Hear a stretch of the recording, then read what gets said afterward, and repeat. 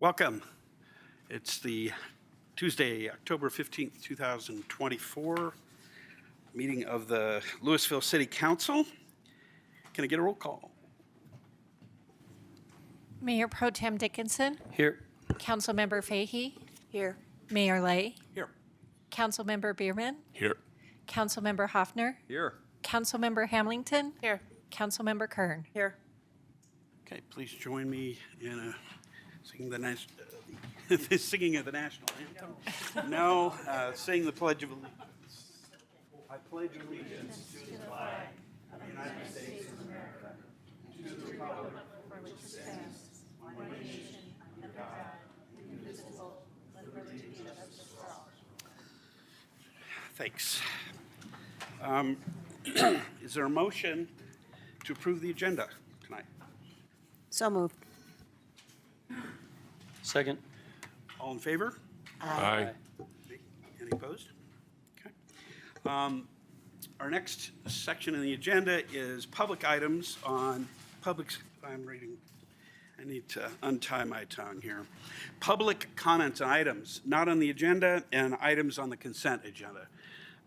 This is a time where folks who are here in chambers, people who are on Zoom can speak up to 3 minutes on whatever you'd like, just as long as it's not on the agenda or it's on the consent agenda. You've got the 3 minutes. You don't have to take 3 minutes if you don't want to. If you have someone else in the crowd who's willing to cede their time to you, can speak up to 6 minutes, as long as you can identify that person. Same thing is true online. We'd ask you to say your name and where you live. You don't have to tell us your address, just the city in which you live. And rather that folks in chambers here not boo or clap your hands, just because it sometimes can intimidate those who want to speak and might not otherwise do it, because it's sometimes a pretty scary thing to get up in front of a group of people and state your mind. So with that, if you're interested in speaking in this part of the agenda, please fill out a card and provide it to the clerk at the end of the dais, or raise your hand if you're online. Do we have anybody who's signed up for public comment? John Sullivan.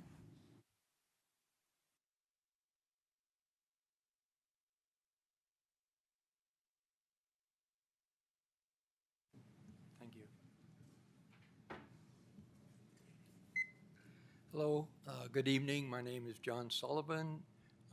My wife and I live on Sycamore Lane. I'm here once again to ask you to direct Public Works to reduce the speed limit on Via Appia to 25 miles an hour.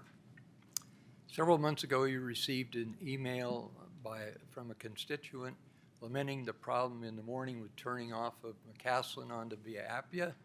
I spoke with an employee of the rec center who has the same problem turning off of Boulder onto Via Appia. This is a design problem that should be investigated by Public Works, observed, and come up with a solution. When you go down to the DMV to get your license, they look at your visual acuity, read the third line. They don't look at contrast, which affects a lot of people over 65 years of age. When I'm trying to turn off of Tyler onto Via Appia to go to the rec center, if there's a dark car, even in the middle of the day, dark car against the blacktop, it has to be pretty close before I can see it if it doesn't have the running lights on. In July of this year, Wall Street Journal published an article on cannabis and drivers. And what they reported on the degradation in driving capability by cannabis long-time and habitual and occasional users, and also the underestimate by these people, significant underestimate of time it takes to recover. The state of Washington discovered that after legalizing marijuana, traffic fatalities doubled. 2022, their report. How do traffic engineers come up with their posted speed limits? It's called the 85% rule. If 85% of the people are observed driving at this particular speed or lower, then that's considered a safe speed to recommend. This was made popular by a 1964 report of rural driving observation 60 years ago.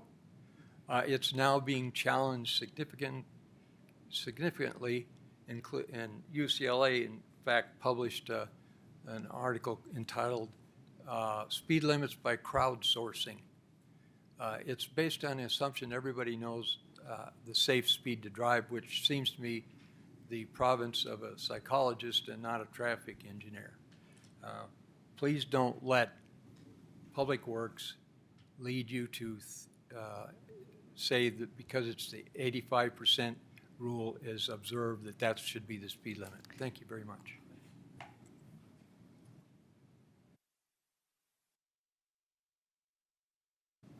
Okay, anyone online? No? All right.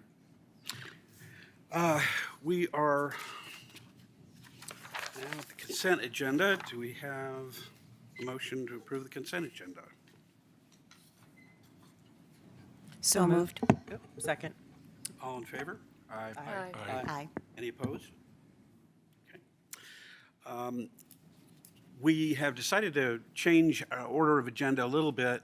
We used to do council informational comments and committee reports at the end of the meeting and found that there weren't many people left in the viewing audience or in the council chambers to hear that. And because what we do in committees and what we want to say that's off of the agenda is also important, we thought we'd move that up. And so do council members have any informational items or committee reports they'd like to give? Mayor Pro Tem. I'd just like to let everybody know, if you don't already know, this Sunday, October 20th, from 2 to 3:30 will be the unveiling and commemoration of the Marshall Fire Pet Memorial at the Arboretum. Should be a really wonderful event, and hopefully a lot of people can attend. Again, Sunday the 20th, from 2 to 3:30 at the Arboretum. Yes. Councilmember Fahey. Yes, I do have one thing, and that's this Thursday at 6:30 in the evening. There will be a talk here in council chambers with Excel on what they're planning to do or not do regarding shutting off the power to residents and businesses. And also tomorrow evening, 5:30 to 7, at the Superior Community Center, there will be a talk where they're going to be presenting the results of the Marshall Fire Survey. So you can find out what the results of that survey will be or are, and make your own comments to add to it. So hope you can all attend. Thank you. Others? Okay, the only thing I would add is that I received my ballot for the upcoming election on Saturday, and I'm proud to announce that I mailed it, or I dropped it in the box yesterday. It was like the earliest time I think I've ever voted since we started that in 2013. I would encourage all of you, if you haven't registered, and no need to be ashamed of that, there are a lot of people who aren't registered, you can register right up to the day of voting, which is pretty nifty. But if you go to the Secretary of State's website, you can check to see that you're registered. If you're not, you register. If you are registered, please make sure to get your ballot. You can drop it in the drop boxes at the police department or at the rec center here in Louisville. It's easy as pie, and it's incredibly important. In Ward 1, we have a council seat open. It's going to be up for election, but obviously up and down the ballot, there are really important decisions to be made, and you're the ones who are going to make those. Don't be daunted by all of the number of pages that you get in your ballot. There's a lot of ballot measures to work through, but they're useful and important. There's a blue book that's out. There are a lot of other resources that are available for you. Please take time to educate yourself, and in any event, vote. All right. Anything else? Anybody else? Going once? All right. City manager's report. Thank you, Mayor. You all stole my thunder on a few of those things. I appreciate you giving those updates. I do want to remind us that Dropbox is only at the rec center. There used to be one at PD, but right now there's only a Dropbox at the rec center. Next Wednesday, there is a test of the BOCO alert system. So if you haven't already, please make sure that you sign up for alerts so you can get that. And then something to keep on your radar, coming up on November 7th, there's going to be an open house for the comp plan, or comprehensive plan. You can find out more information on Engage Louisville. Thank you. Thanks, and thanks for the correction. All right.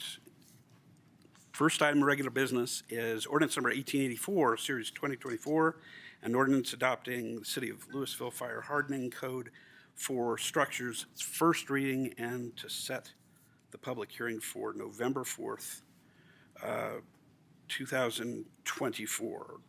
Do we have a motion? So moved. Second. Right. All in favor? Aye. Any opposed?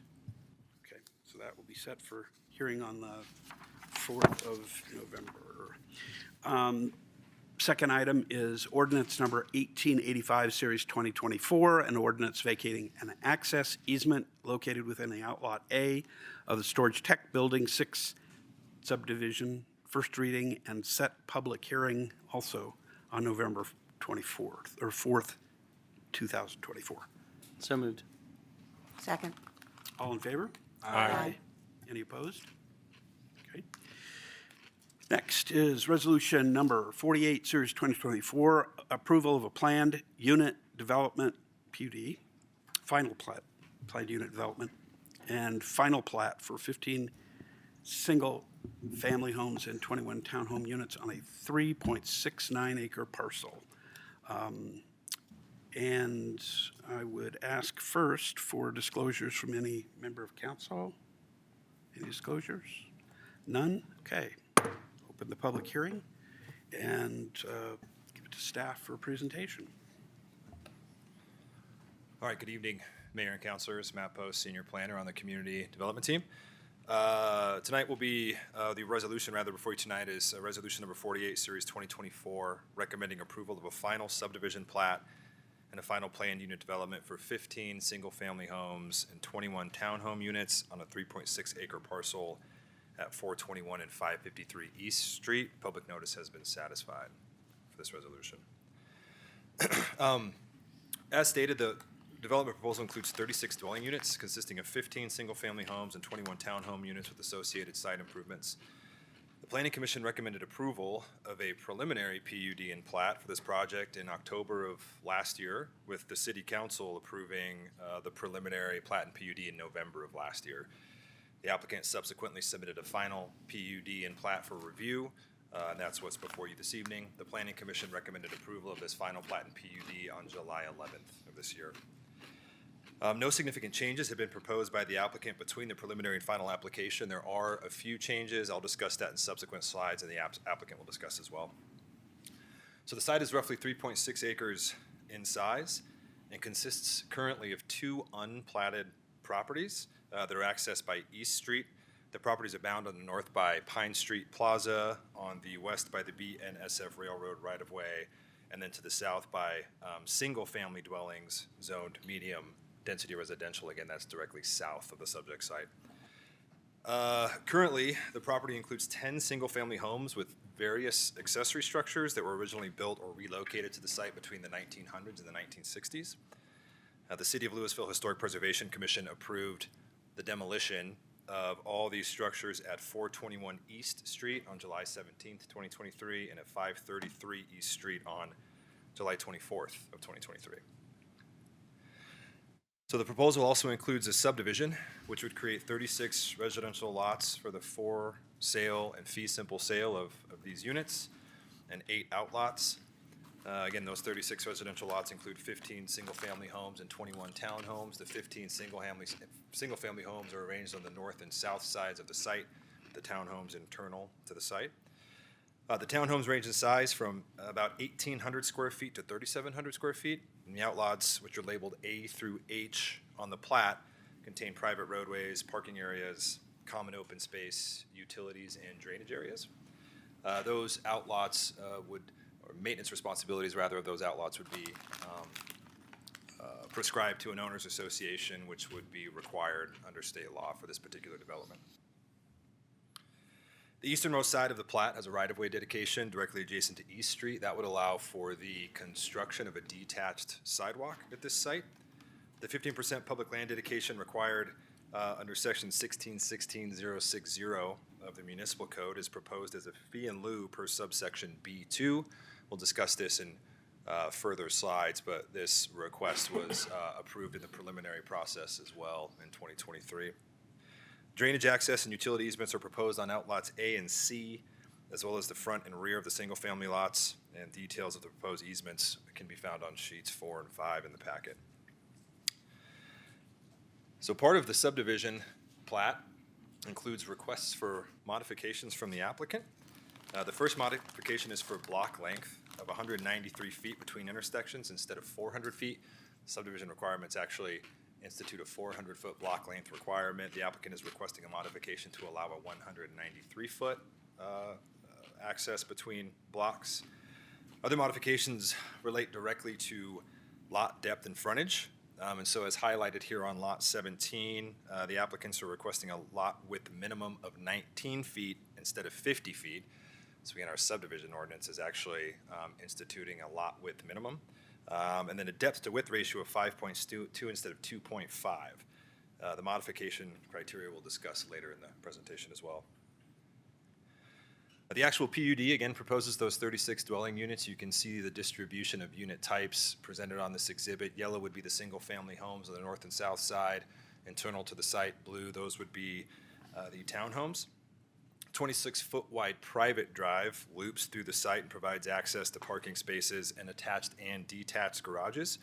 24 visitor parking spaces are proposed, which does meet our parking standards for a site and use of this nature. 23-foot wide alley that's identified as Outlot C connects the private loop drive on the north to south sides and provides additional access to alley-loaded 2-car garages for 12 townhomes, one bank directly adjacent to East Street, and then the other right behind it. The single-family detached homes include 2 proposed models. Both models are 2 stories with below-grade basements. Materials seen on both models include black trimmed windows and garages, as well as standing seam metal roofs. And then each model also has an option for steel plank siding. The Type 1 models, which are shown in orange here, have a 1,500 square foot footprint, and they come in 3 material pallets. The Type 2 models are shown in blue on this particular slide, with a 1,970 square foot footprint with material pallets including cedar, steel plank, and cementitious siding. So this is one of the changes from the preliminary PUD to the final PUD. I believe the original preliminary PUD actually indicated rotating type, so Type 1, Type 2, Type 1, Type 2 on the north and south side. The applicant has changed the orientation of those units. There is no specific code requirement that we would apply for variation, although the material variation would apply. The applicant can explain that further as to why that change was made. The townhomes are a mix of triplex and quadplex units with an N-type A design and then an interior type B design. The units are 3 stories with garden level basements and rooftop decks.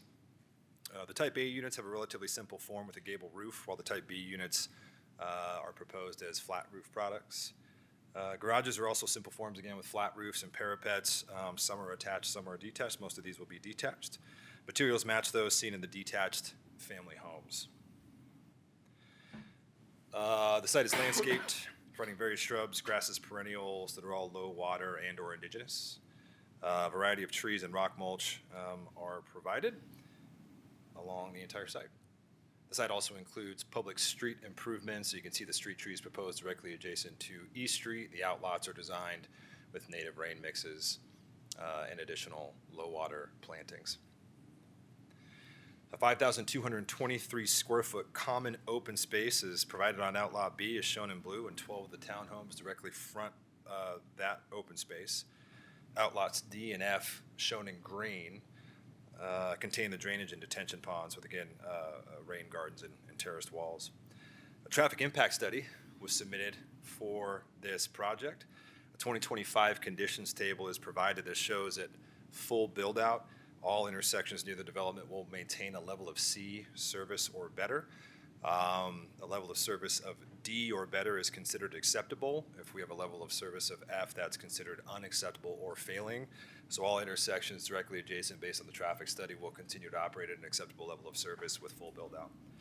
And overall, the report found that the proposed unit City Street Village will have, which is what the development is referred to, sorry I didn't mention that previously, will have minimal impact on nearby intersections, and the full report is included in documents available online. So in regard to the final PUD, the applicant is proposing the fee in lieu option to satisfy the inclusionary housing requirements. And City Council approval is required at this stage for the fee in lieu option, but it's worth noting again that City Council and the Planning Commission approved the request for an inclusionary housing fee in lieu in preliminary processes. The applicant also requests zoning waivers from residential medium standards. This property is in the residential medium zoning district. Those zoning requirements are shown on the table in this slide. And the values that are requested are the most restrictive values proposed. All lots require waivers, or the waivers are requested essentially for all lots. For minimum lot area, lot coverage, front setbacks, side interior setbacks, with some height waivers requested for particular lots. Staff find that strict adherence to the RM yard and bulk standards would actually limit the amount of development on the site, and it would lead to larger residences and fewer residences. The zone district actually allows for one unit up to 3,500 square feet. That's actually in the zoning ordinance. And so by right, this property would actually be allowed 37 units, 37 dwelling units. Again, 36 are proposed. So the configuration that's been presented to us would not be possible without the waivers. So again, based on the intent of the RM zone district and some really minor conflicts that exist, in addition to the 3,500 minimum lot size for a dwelling unit, staff find the waivers to be reasonable. The height waivers propose townhome units with a max height of close to 39 feet. The height allows for a gable roof form that's actually consistent with Clementine Commons, just to the south. Height waivers were approved for Clementine Commons as well. And also Sunnyside Place, actually, there's some additional, or the gable form rather, is consistent with Sunnyside Place. The taller units are also to the interior of the site, so that reduces the impacts on surrounding developments and directly adjacent to the street. Based on that, staff find this to be a reasonable waiver request as well. And so in granting a modification, we'll move to an analysis of the final plat here, and specifically the modifications that were requested. And so in considering modifications, with the plat that's processed concurrently with the planned unit development, a number of criteria shall be satisfied.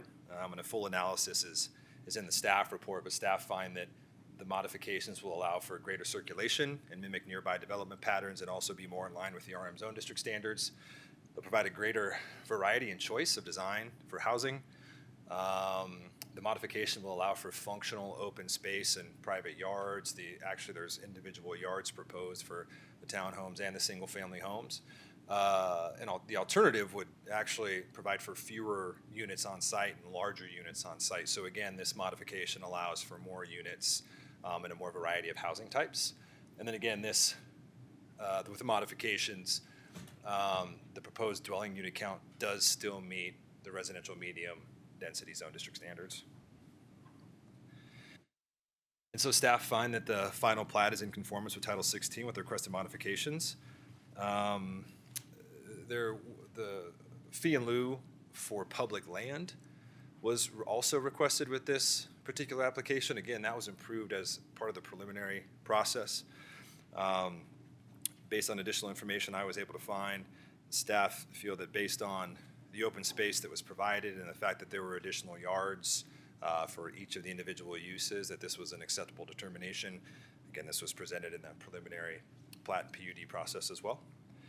The preliminary plat also supports a comprehensive plan by supporting an urban neighborhood configuration with smaller lots and parcels with a street-facing orientation in this particular site. In regard to the analysis of the final PUD, staff find that it's in conformance with the appropriate code sections with the waivers that pertain to the RM zone district. The subject property has an urban and a neighborhood designation in the comprehensive plan future land use framework and is consistent with characteristics of the comprehensive plan neighborhoods and housing framework, including certain principles to maintain the character and identity of residential neighborhoods while maintaining evolution and reinvestment in the city, and then also providing a mix of housing types available to residents.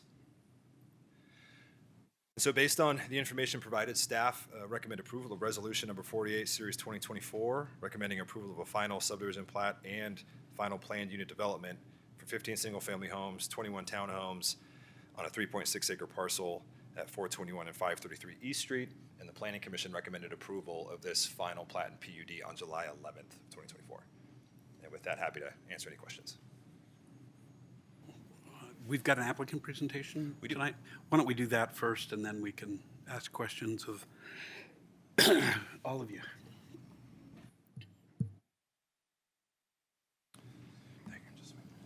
Is that the presenter view? Just hit that. Okay. Hi, good evening. My name is Paul Norquist. I'm with Design Practice. We're the design team on the project, and we're out of Denver, Colorado. I think most of you have seen this project already a couple times. But who hasn't seen the presentation? Is there anybody here that has not seen it? Okay. Would you like me to go through the entire presentation? Sure. Well, you can, Or salient points. the abbreviated version? Abbreviated version. Okay, perfect. So the site, 421, 533 East Street, sits on the southeast corner of, or sort of quadrant of downtown Louisville. The major connectors being Highway 42 is just adjacent to East Street. And then sort of the main corridor coming through. From a zoning district standpoint, we are adjacent to the CC district. Pine Street Plaza to the north of us is within CC. The RM district then wraps around downtown. So those are the adjacencies. As Matt talked about, use by right, we would probably be looking at a cul-de-sac type development with large single family, and just to make the finances work, they'd be very high-end single family homes. So this is just a brief observation of what could be built under the RM district use by right without having to go through the waiver process.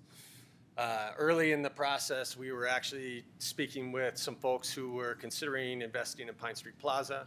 So there were some early iterations where the realignment of East Street was looked at, and how could we create a sort of central, maybe small main street with some commercial development. When that sort of option disappeared, we moved more into what could be done just with our 3.6 acres.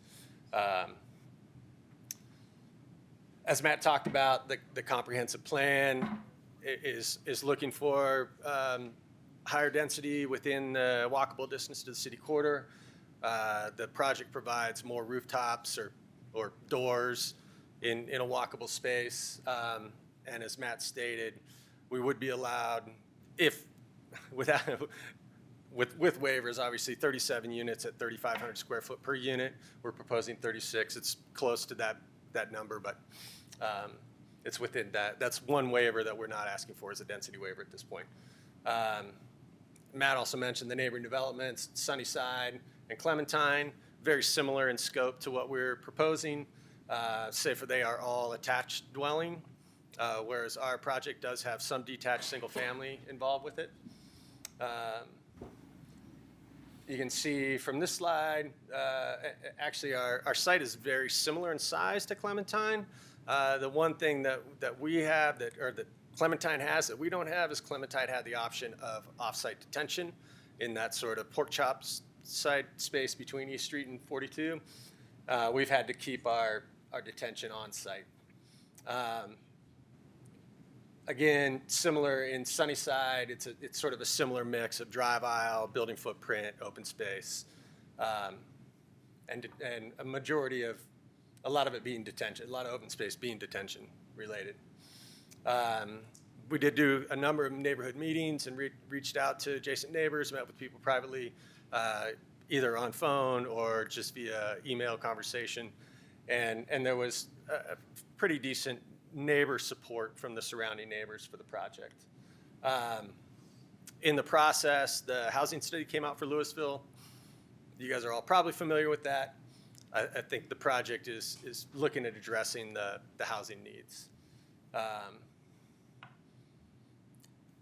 So Matt had gone through the waivers. If there's any questions on those, we can talk about those in question and answer. But the waiver table is in the packet that you have.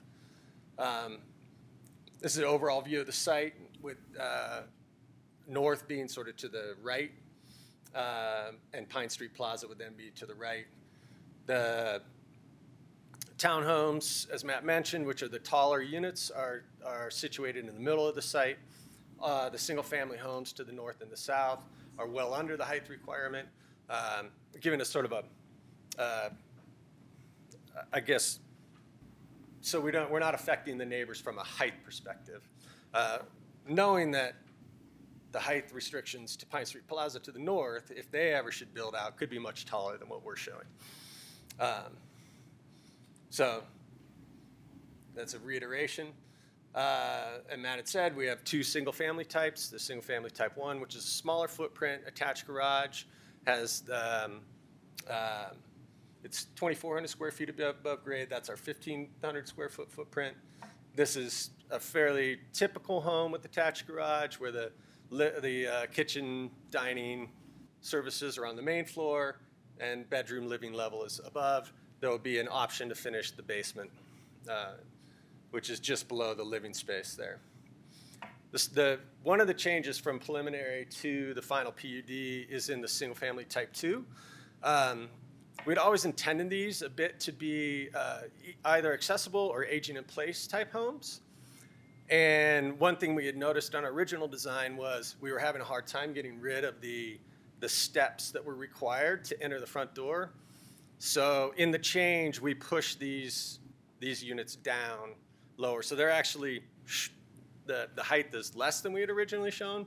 And they were already the shortest, but they are now all fully accessible.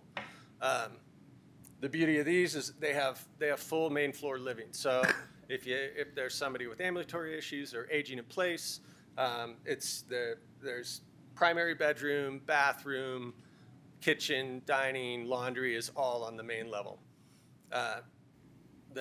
In the sort of discussions that the developers have had with the neighborhood and sort of pre-marketing the project, there was a strong desire for this project type. So the other change, as Matt had said, is we had switched from, originally we had 4 of these unit types on the project on the north side, now we have 5. So it's just a slight shift in the alteration.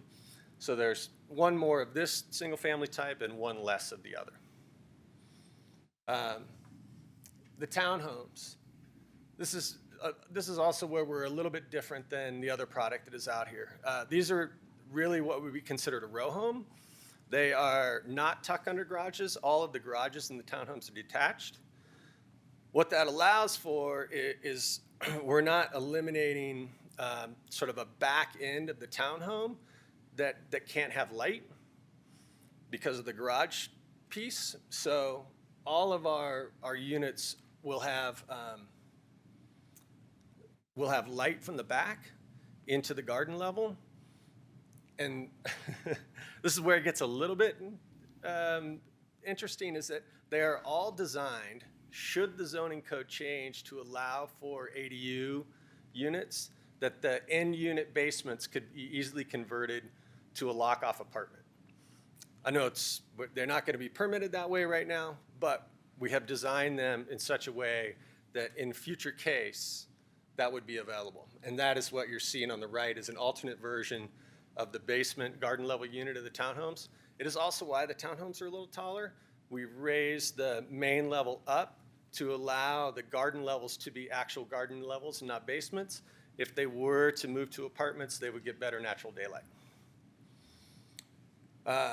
As Matt said, parking on site. Each of the units has 2-car enclosed parking associated with it, and then there's 24 additional surface parking spaces for visitor guests. As far as open space is concerned, each of the units in this project has its own private outdoor space. Because the garages are detached from the townhomes, it creates a small backyard between the townhome and its garage. And then the single families on the north and south side, part of its setback issues, but part of its single family living is they do have small backyards associated with them. So while we don't have a major common open space, each of the units does have its own private outdoor space. One of the other questions was about the adjacency to Pine Street Plaza, and I think it's important to note that there is a approximately 20-foot wide city-owned drainage piece that is currently separates our parcel from Pine Street Plaza to the north. As far as massing and scale, again, as Matt talked about, it's very similar to the view of Clementine to the south of us. This is just a sort of a rendering and street view of what you're going to see massing-wise. I think it fits very well with what's already existing in the neighborhood.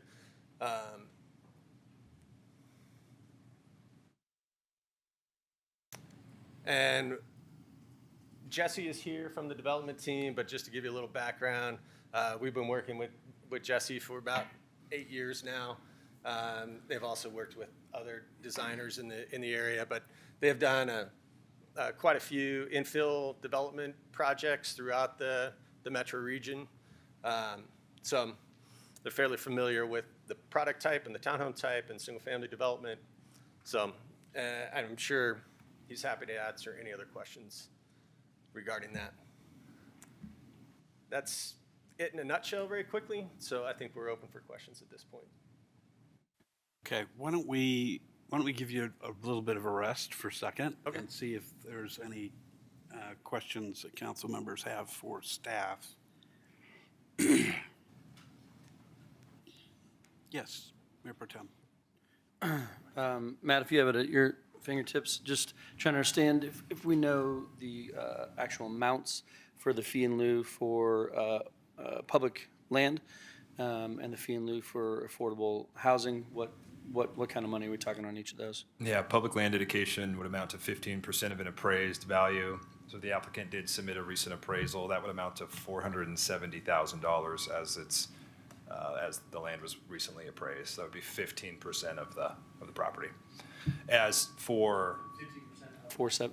So say that again. Oh, I'm sorry. The 470,000 is the fee in lieu 15%. number. Yes. It's actually five. Oh, I'm sorry. 500. Yes, 5. I just. Thank you. Thank you for correcting me. We actually just had a conversation about this today. I apologize. The number is 570. Yes, I apologize. As for the inclusionary housing fee, if you reference the zoning ordinance, the requirement is $9 currently, as it's codified, is $9.24 per square foot of market rate housing on the property. That fee is required at the time of building permit release or building permit approval, so we haven't calculated that yet. The applicant may know we'd be able to do some quick math on that, but again, $9.24 per square foot of market rate housing on site. Okay, and so I understand they're to pay that at permitting, not at like CO, and not at the end, but at the beginning. Yeah. And then the public land, is that also at the beginning? It is, yes. Okay. And that's all I have for staff. Other questions? Yeah, Councilmember Fahey. I have two. One on the zero-step entry units. How is the drainage being dealt with? That would be most well answered by the applicant if you Oh, put their point. okay. The grading around the units didn't change at all. They're still graded, the way the site's graded is, the grading around the site didn't, or around the units didn't change. What we did is we just took the units and lowered them into the ground. We had to bring the foundation walls, or maintain the top of the foundation wall from a grade perspective. It creates, architecturally, there's a small stem wall inside on the main level now, because if the site's sloped at an angle and we're coming in like this back part is actually slightly below grade. Yeah, I But the was grading just- remains the same. I was wondering, coming in the garage, if you're coming straight in the garage, if like snow melt would go into the garage. No, you'll still be positively graded as you go into the garage and into the Okay. entry. So there is a slight slope, All right, but there's just no steps. okay. And then my other question is, with the streets, are they going to be wide enough? I know you're trying to make them shorter. Is there still going to be adequate emergency vehicle access? Yes, and there has been, as part of the civil documents, and actually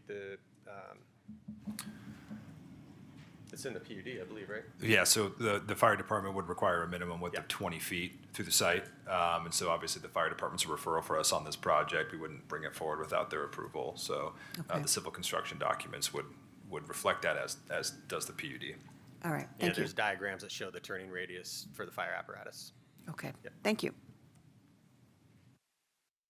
Okay, other questions? Yes. Councilmember Hoffner. Sorry to make you stand up again, but just on the ADU consideration, that would be in all 21 of the townhomes? No, that would only be on the end units of the townhomes. How many would it be total? So there's 1, 2, 3, 4, 5, 6, 12 units. Great, thank you. Yep.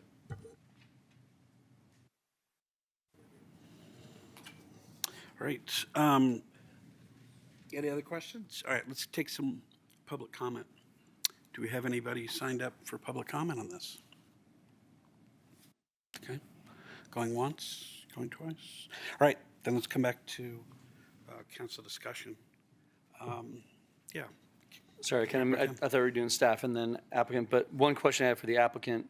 I don't know if you want to bring up the map of it, but just curious from a walkability standpoint, is there any plan for access north directly to the Pine Street Plaza in downtown? Or will the walkability be out to East Street and up? I didn't see any gap between any of the houses, but wondering if maybe by the green one might be whatever. Yeah, so currently, the city requirement is to tie into the existing sidewalks on East Street. So if you see on the north and south of the site how on the East Street side how it jogs, will be required to tie in. The long-term goal would be, should Pine Street Plaza be redeveloped, is that on the northwest side of the site, we've left that as an outlot, with the idea being that there could be pedestrian pathway that then runs adjacent to the BNSF right away. So when we were speaking with the folks at Pine Street, that were looking at redeveloping Pine Street Plaza at the time, that was certainly the idea. There's also been discussion of, could there be another pedestrian tunnel under BNSF at the which is an unused drainage ditch at this point. I believe there's a pipe that's down there, but it's the drainage that used to go under BNSF has been rerouted. So yes, long-term, if some changes should be made to the pedestrian infrastructure, that would be the way it is. But currently, yes, you would have to walk to the east and go up around Pine Street Plaza, or cut through on an unimproved path, yeah. Okay, appreciate it. Do you have other questions for the applicant? Questions for the applicant? Okay. Comments? Don't everybody speak at once? Why don't I frame it a little bit? Let's start with the PUD criteria. We've got the description of PUD criteria in the packet and all of the, at least the staff's recommendation is that they're compliant with the parameters there. If anybody has any, I mean, are we all in agreement on that? If anybody has any concerns about that, we can talk about them. Otherwise, we can go to the modifications. Yes. I don't have a comment on that, but do you want to close the public comment portion of our hearing?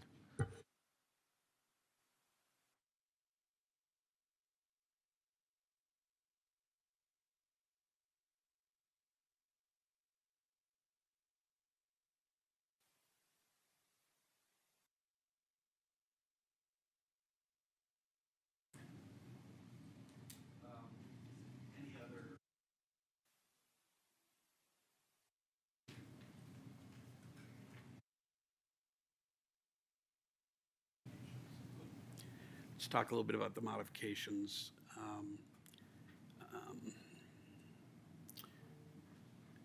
And there are a number of them, but I guess and they're listed, at least if you're following along with the packet, on pages 89 and 90 of the packet.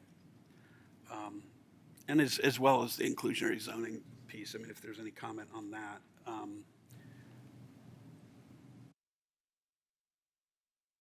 Are any of these, I can state my own view at the end, but I'm interested if anybody has any concerns about the modifications we have. Yeah. Somebody raise their hand.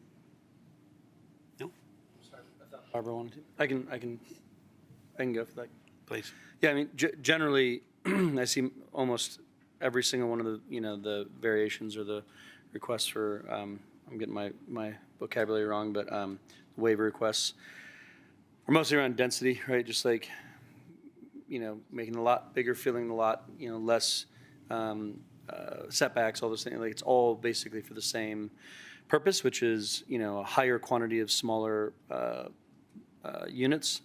So I think generally speaking, I'm in support of all of that for, the concept of attainable, more attainable housing. I get that there's not going to be any affordable housing here, rather a fee in lieu. But, smaller units, these are not small units, but smaller units than they could be otherwise.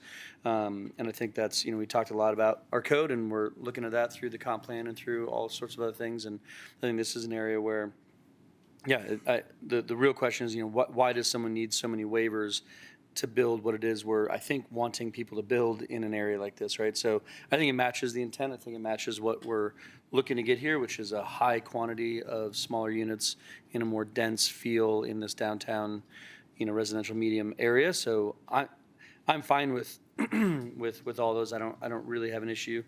The only piece around, like, and again, the height, we're talking a couple feet here and there, not 10 feet, not an extra story, 2, 3, 4 feet for the most part.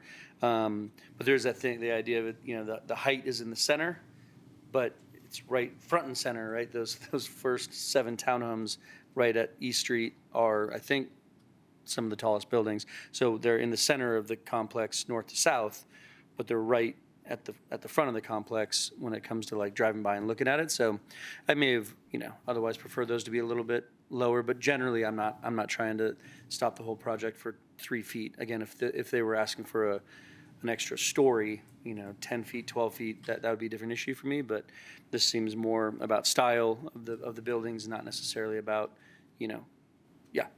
going to 3 stories instead of 2 kind of thing. So I'm okay with all of it. I don't know if anyone else has strong opinions about any of those waivers.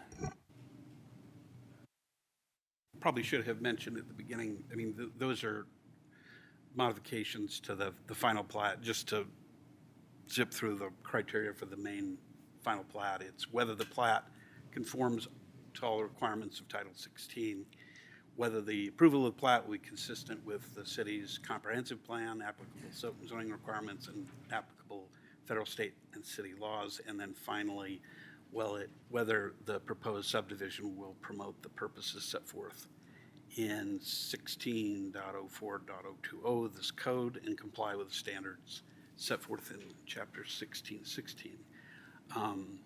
if anybody has any concerns about the final plat criterion, apart from the modifications that are being proposed, obviously raise those too.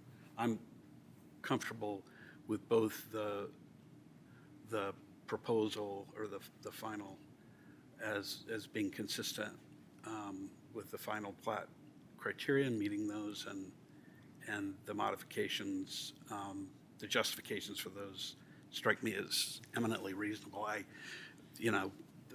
The project is, just as an aside, exactly what we need in Louisville.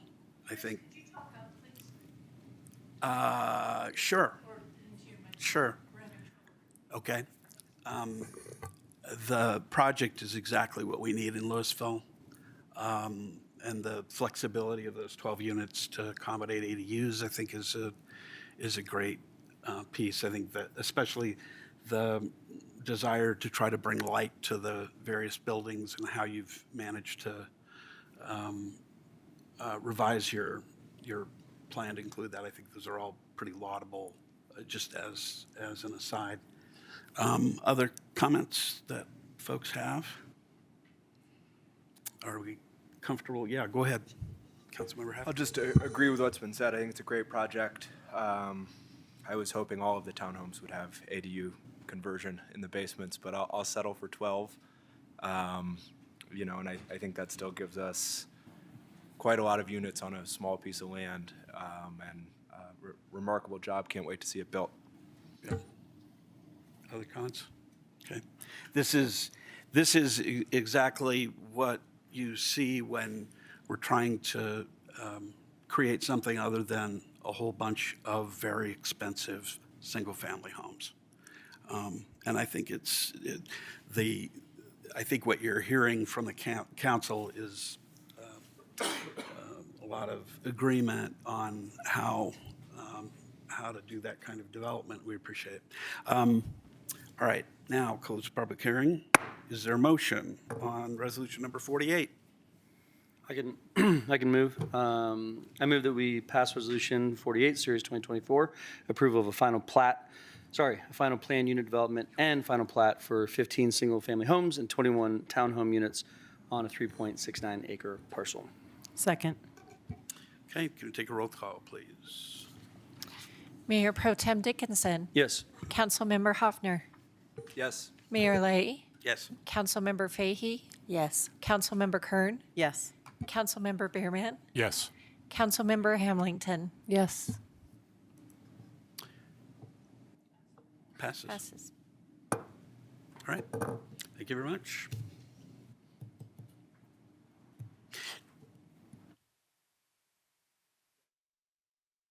Just want to make sure. All right. And by the way, thank you to staff for great work on that. It's also something that you're hearing, I think, is confidence in staff. All right, item D, discussion direction, city manager's proposed 2025-26 operating and capital budget, 2025 to 30 capital improvement plan, and 2025 to 30 long-term financial plan, public hearing. This was advertised on October 11th. And I'll open the public hearing and start with staff presentation.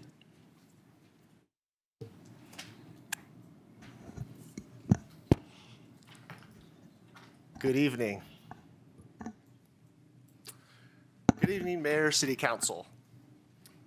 Today is the formal budget hearing for the 2025 city budget adoption. This is a charter requirement.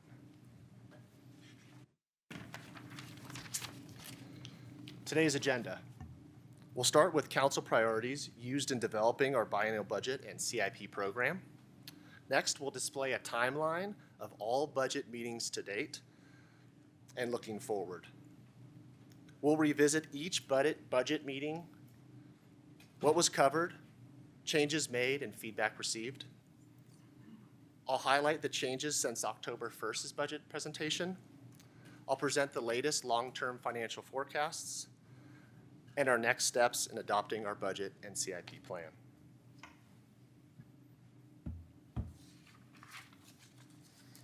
Staff utilized council's priorities and the resident study in prioritizing our budget requests to arrive at our balanced budget. Those priorities were economic prosperity, public safety, maintaining core services and infrastructure, affordable housing, all through the lenses of equity, diversity, inclusion, and environmental sustainability.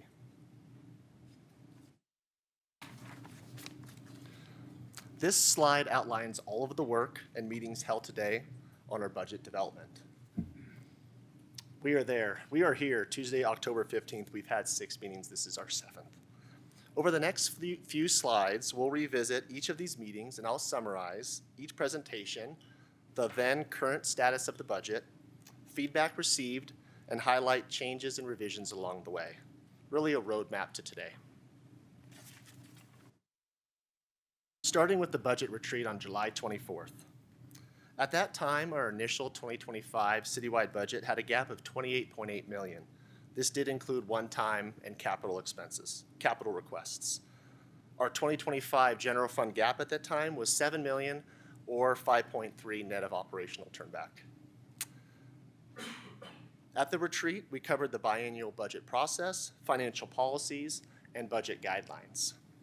We presented a background on city funds and financials, fund by fund, what each fund's purpose was, and how that fund was funded.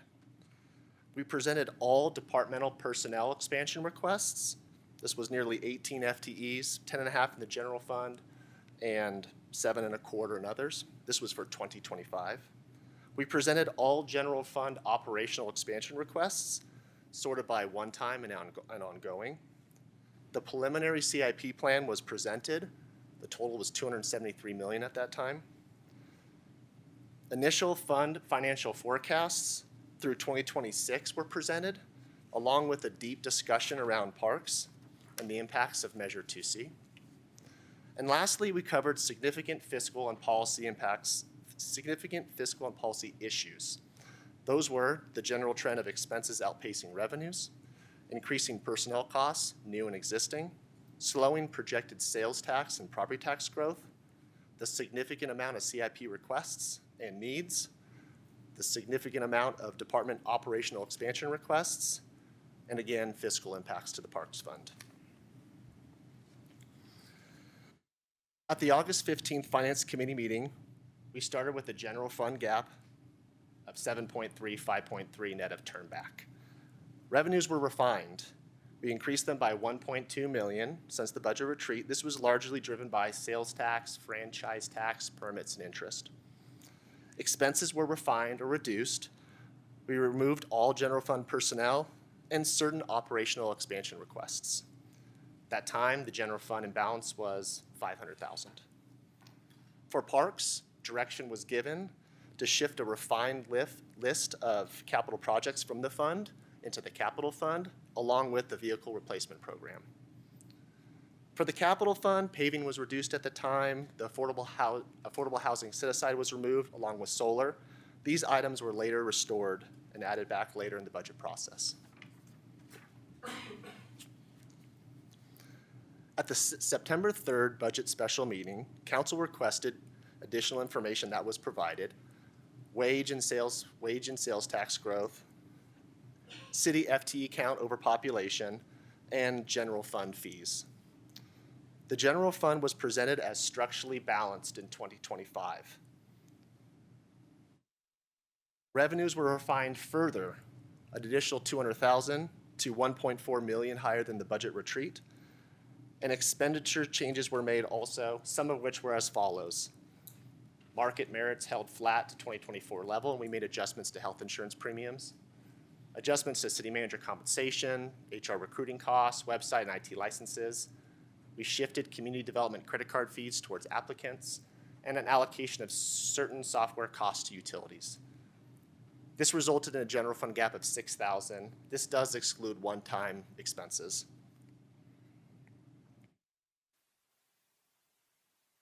These adjustments structurally balance the general fund. The Parks Fund was presented as structurally balanced through 2026, and this was done by implementing the following adjustments. We made some changes to expenses. Again, the vehicle replacement. We removed an expansion FTE, We adjusted a contract and a water line account.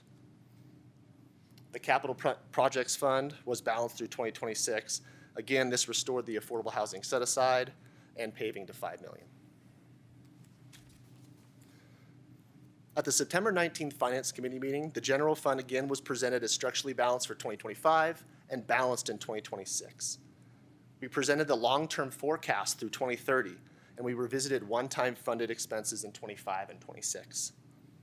All other long-term forecasts through 2030 were presented, including parks, open space, recreation, capital, consolidated utility, and golf.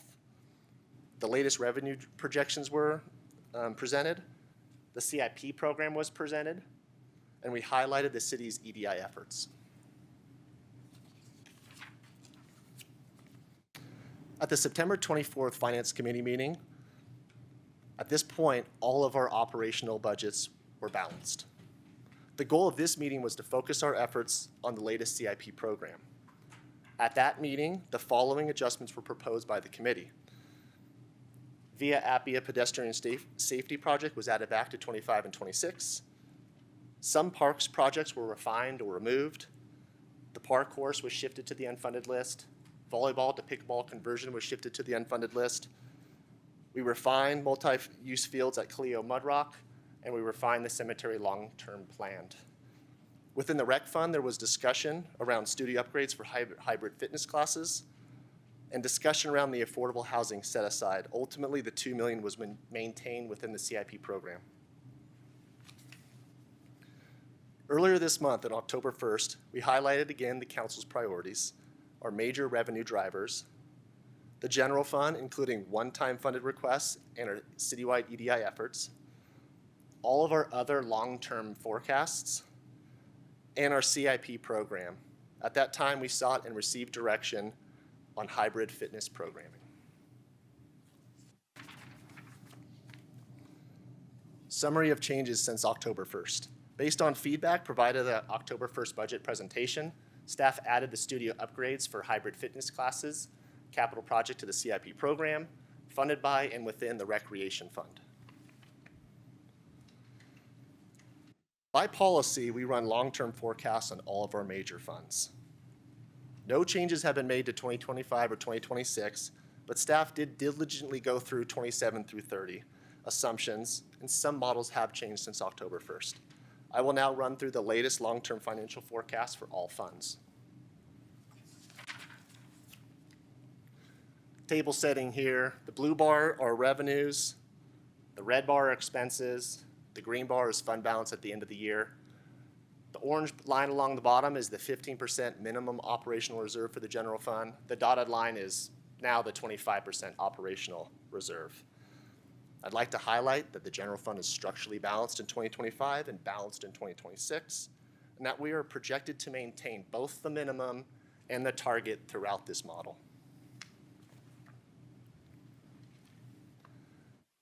The latest capital fund long-term financial model, there are over $20 million in projects planned in each of the next 2 years. Fund balance bottoms out around $2 million in 2028 and stays there about through 2030. The open space fund. This chart has both operating and capital budgets.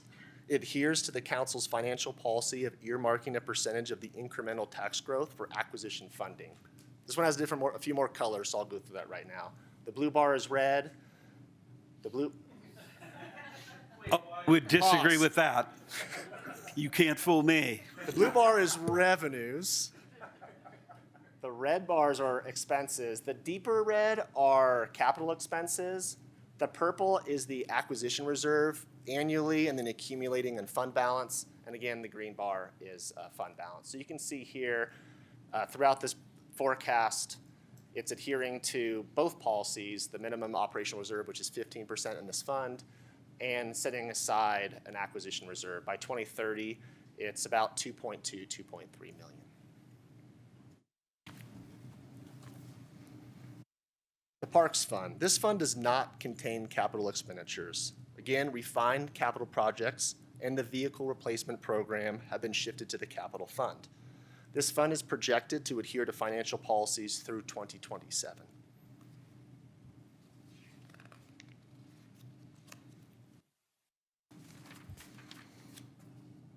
This is the latest Recreation Fund long-term financial forecast. The Hybrid Fitness Capital Project has been added to this model in 2025. Wasn't that one? Just, do you mind? Sorry. I can wait to the end. It's just.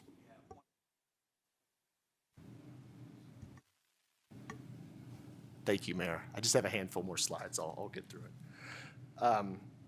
This is the latest consolidated utility fund long-term forecast. It adheres to our financial policy throughout the model.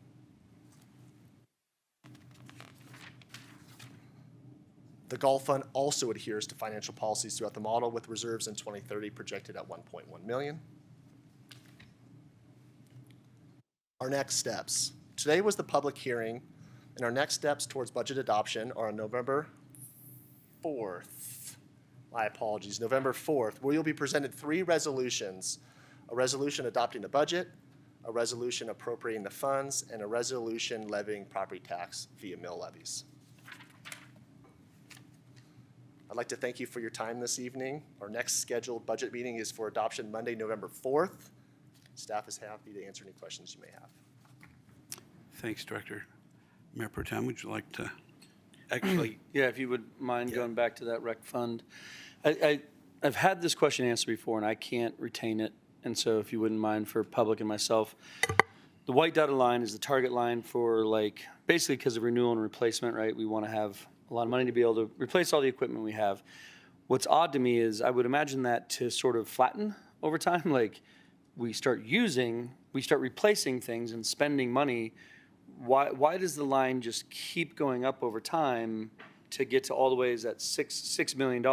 Shouldn't it taper and just we want to have money to replace it, but we don't replace it all in one year. So help me understand that white dotted line.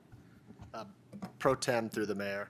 If I were to zoom out on this forecast, it would start flattening out. It is a newer facility, so the replacement reserve kind of captures 2 things: equipment, bikes, treadmills, but also major infrastructure as well. Being a relatively new facility, those big hits hit in the out years. So if I were to zoom this out, you would see it flatten out. This will be looked at a little bit further next year at the Finance Committee meeting, but it's a good question. No, that makes a lot of sense. Like, for instance, a roof you might have in 2050, and so this is you're going to need $20 million for a roof kind of thing. Maybe not that much, but so that makes a lot of sense. Appreciate it. Any other questions for the director? Okay. Let's go to public comment. Again, 3 minutes for public comment. You don't have to take the full 3 minutes if you don't want to. If you've got somebody in the audience who cedes their time to you, you can talk for up to 6 minutes, but you don't have to talk for 6 minutes if you don't like. And just put a card in with our clerk. Do we have any public comment? Helen Moshak.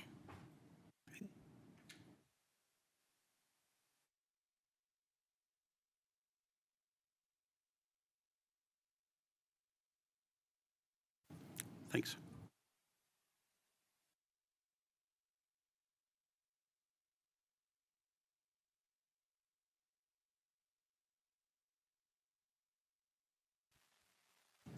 Thanks, Mayor. It's great to see the details of the budget in this version, but with these high-level summaries, it's hard to appreciate the details that roll up into these numbers. So I just want to keep it in front of people that we are eliminating the DEI manager position, which was a recommendation of the EDI task force.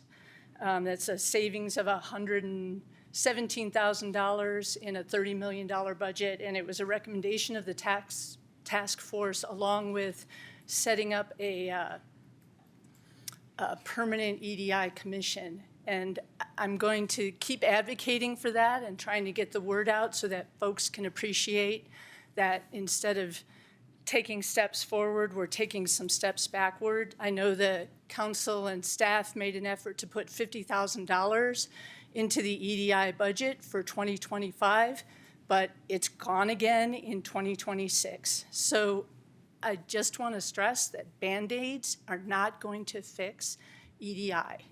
And we need to make an investment as a community, and we need it to be long-term. So you can expect to keep hearing from me to advocate for these things.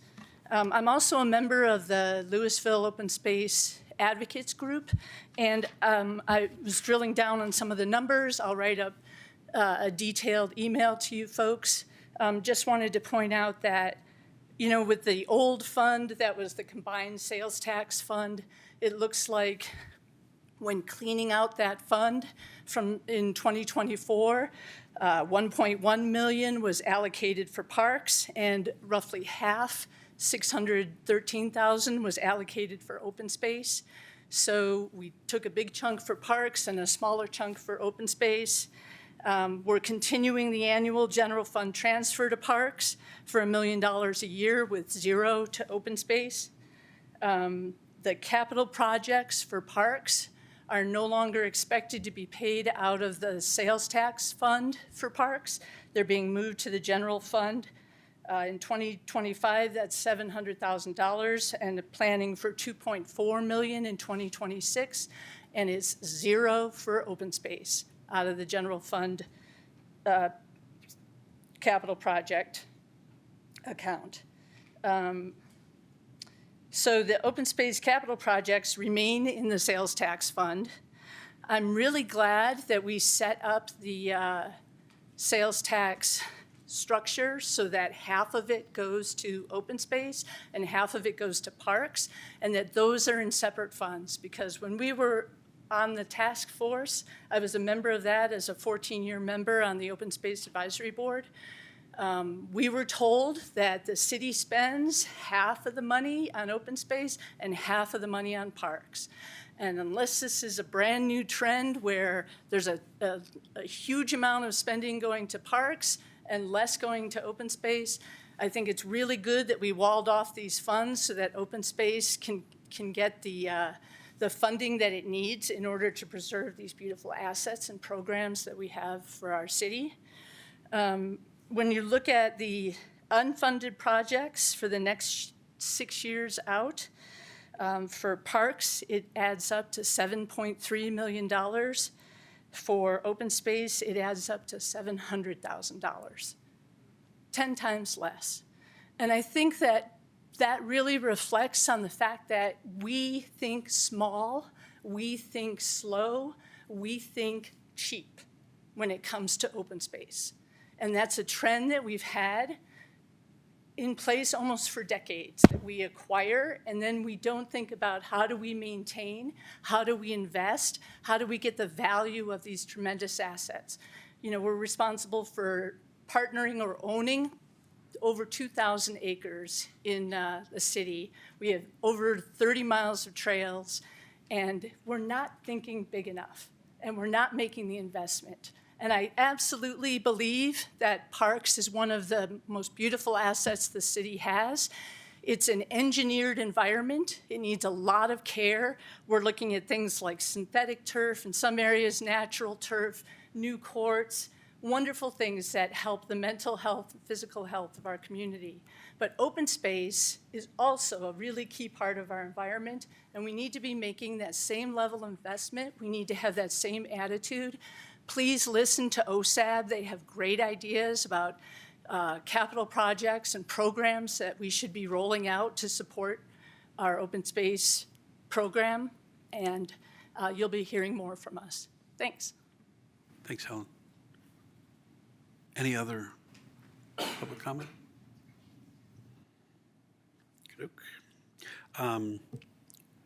Council questions? Any further questions or comments?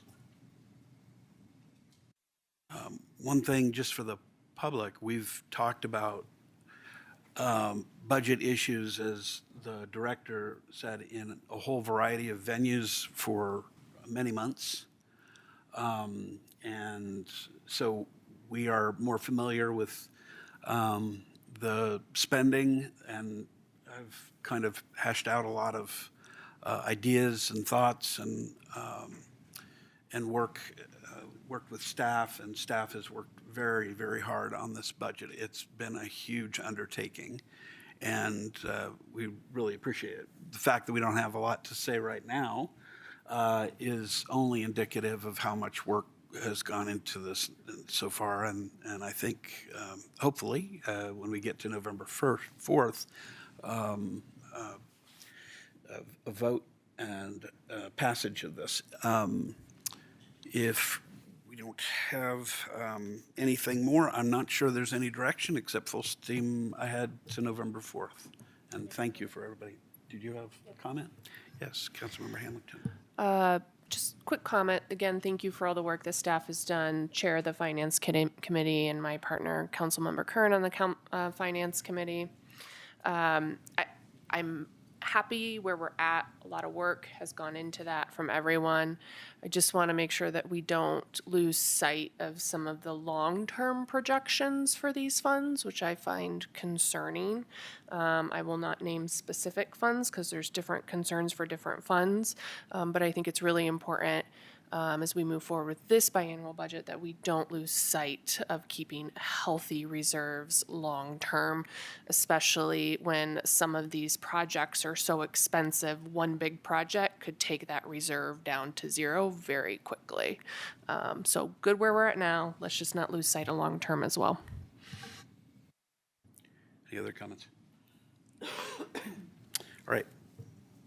With that, I think we'll move on. The next item, I need to close the public hearing. Yeah, there's no more action to be taken. I mean, if we needed to amend or provide different direction, we would, but we're not providing any further direction, unless you have some. All right, but you're too late anyway. No, not true. All right, the item E is a concept review, and I guess it's a concept plan review, Davidson Highline Multifamily Development at 2101 North Courtesy Road.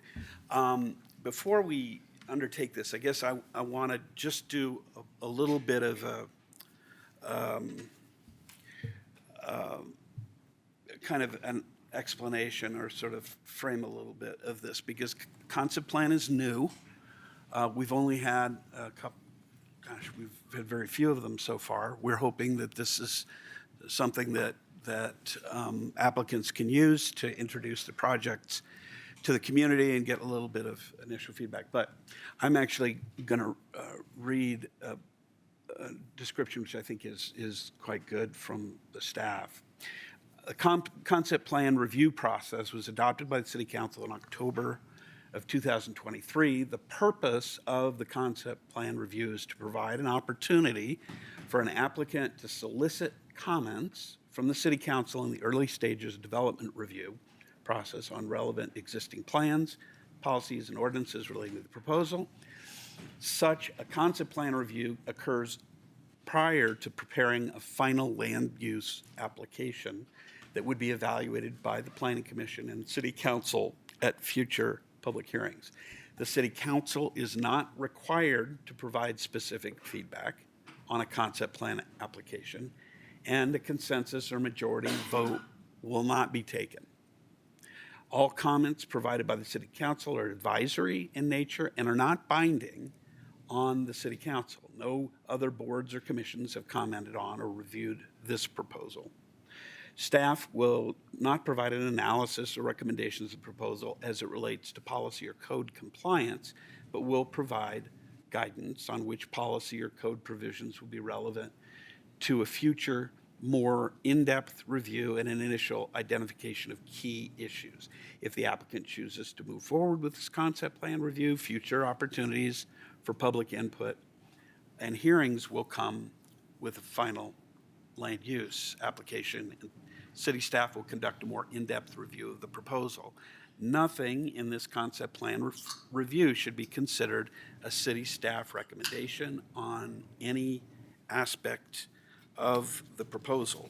The one thing we didn't mention there is it is an opportunity. There would take public comment on this, and obviously people may have some things to say about this. One of the things that we as a council felt in passing the concept plan review process is that sometimes, not always, but sometimes applicants have an idea and it doesn't fit within the boxes that our city code permits. It may have some zoning changes that are required. It may have some peculiarity that needs to be explained, but might be quite attractive to the community. And this gives us an opportunity to hear a little bit more about that, encourage a little entrepreneurial thinking on the part of the folks who are putting in applications, and a chance for applicant or of the public to say, "Ooh, that stinks," or "Gee, that's something we might like," or just a little bit of preliminary thought. You might say, "Well, if none of this is binding, if it's all just air, if we're just sharing comments, and I think what's the big deal?"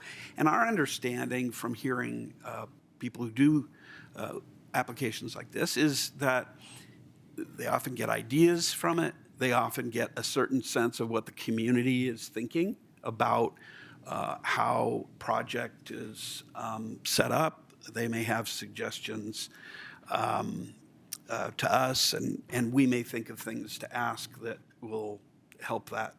And it may be that what it ends up doing is it makes the developer or the applicant say, I don't think this is right, and I'm not going to spend a bunch of money to invest in this when I don't think it's going to go forward, when I think there's really fundamental flaws.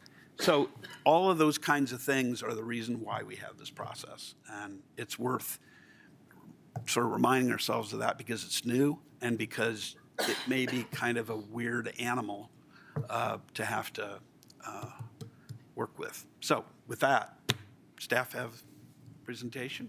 Great. Thank you, Mayor. I'll do my best not to be redundant with that, but thank you for that explanation. Good evening again. Matt Post, Senior Planner, Community Development Team. So this application will consider a concept plan for the Davidson Highline multifamily development at 2101 North Courtesy Road. And so the mayor just indicated the purpose of the concept plan, being adopted last year. It is such a new process that this is only the second concept plan that's actually come before City Council. So again, appreciate the explanation, Mayor, on the fact that the council provide non-binding feedback and the community is welcome to do that as well. No other boards or commissions have commented on or reviewed this particular project. And again, as the mayor mentioned, staff have not performed a full and in-depth review, and we have not made a recommendation on this plan. We have, however, identified key issues that the applicant and staff would have to address and work through as part of a formal land use application, which is, again, the purpose of the concept plan process is to receive feedback primarily on the proposal and then some of those key issues. And so as stated, the plan is for 2101 North Courtesy Road, seen here in the exhibit. This is currently zoned planned community commercial and subject to the North Louisville General Development Plan. Properties in our planned community zone districts, this is a planned community zone district, zone planned commercial. Properties in those planned community zone districts are subject to general development plans. And again, this one is the North Louisville GDP. The site is currently occupied by Louisville Boat and RV Storage, which allows for the outdoor storage of recreational vehicles and boats at a secured facility. You can see this directly off Hecla Drive. There is a property directly to the east of this particular site, which is operating as a doggy daycare center. Highway 42 is directly adjacent to that site, and we're north of South Boulder Road here. A little history on the site. The North Louisville General Development Plan, or GDP, that we'll refer to it in this presentation, was approved in 1990. You can see in the exhibit on the screen here that the subject property is actually highlighted in green with dark gray underneath. It does encompass the adjacent property a bit, but this is important because it does show that the land uses in the GDP are actually apply what would be referred to as a split zoning designation on this property. So currently what you see in blue is would allow for commercial, mixed use, residential, Just east of that would actually just be commercial office. So as the property is entitled right now, exclusively residential uses would not be permitted. The original extent of the North Louisville General Development Plan has been modified over time via other general development plans in the area, specifically the Tacota GDP. Multiple iterations of that GDP are present and surround the subject property. Those GDPs facilitated the majority of the existing residential development pattern. And so what is known as the Tacota General Development Plan, which again surrounds the property, Steel Ranch, Lanterns just north, Kestrel to the south, those were all originally part of the North Louisville GDP, broke off into the Tacota GDP that allowed for those residential land uses. The current use of the boat and RV storage on the subject property was approved in 1990 with the North Louisville GDP as part of the Davidson Highline Planned Unit Development. That PUD was expanded in subsequent years with several PUD amendments, which led to an expansion of the actual use. The property was further subdivided in 2007 and 2019, though no associated approved PUDs with those subdivisions. And so again, just to reiterate here that the North Louisville GDP or general development plans do establish land uses and or dimensional standards. The existing de facto split zone condition would not permit exclusively residential land uses right now. And so moving on to the presentation here, or the actual concept plan itself, the applicant's proposing 44 to 48 dwelling units on site, distributed amongst townhomes and duplexes. Now, the applicant has indicated in their application materials that this would be a permanently affordable, deed-restricted home ownership community intended to serve a range of household area median incomes, with 6 units proposed at under an 80% AMI or area median income, and the remaining units between 80 and 120% of AMI. I'll let the applicant during their presentation talk about the distribution of affordability in the project. As proposed, the density on site would equate to 14 to 15 dwelling units per acre. For reference as to what that looks like, just with surrounding development patterns, the Steel Ranch South PUD, which is just southwest of this site, includes townhomes at 8 dwelling units per acre and multifamily development clusters at 24 units per acre. I just want to reiterate again that based on the nature of the concept plan process, staff have not performed an in-depth review of this concept plan as it relates to dimensional standards, bulk standards, so on and so forth. But again, we did identify those key issues that we'll present later in the report. And so in order to develop the site as proposed with the concept plan, the applicant would need to engage in the formal land use process. First and foremost, a general development plan amendment would be required, which would effectively rezone the property to allow for exclusively residential uses. Following the GDP amendment or concurrent with the GDP amendment, the applicant would be required to submit a planned unit development and a subdivision of the subject property. This property would be eligible, or this project rather, would be eligible for the expedited PUD process, which would allow the applicant to go directly to final PUD and plat if they felt it appropriate. So again, that would be a decision that would be made by the applicant and then also reviewed by staff to ensure that it did meet that standard for the expedited process. And so when a formal application is submitted, staff utilize the Louisville Municipal Codes, Title 16 and 17, which regulate subdivisions and zoning standards. We will also ensure that the proposal is in line with adopted citywide plans, which include the comprehensive plan, the recently adopted Louisville Housing Plan, the Transportation Master Plan, and others. So again, although staff have not done a thorough and complete review and or provided a recommendation, we have identified key issues that the applicants and staff will need to consider, that the City Council should consider when providing feedback on this application. The first key issue is, again, that request for a general development plan amendment. For all intents and purposes, that is a rezone. It will rezone the property and allow for land uses that are not currently permitted under the North Louisville General Development Plan. It's worth noting that the GDP amendment, again, will function as the rezone and then would allow those residential uses. Second key issue on the site, just based on an initial review, is just there are a number of encumbrances on the property in the form of easements that are existing and existing utilities on the south side of the site that may preclude the development of the duplexes as they've been proposed. Staff have discussed these easements and these encumbrances with the applicant. They are aware of them. And they may preclude the development of the duplexes as proposed on the south side of the site.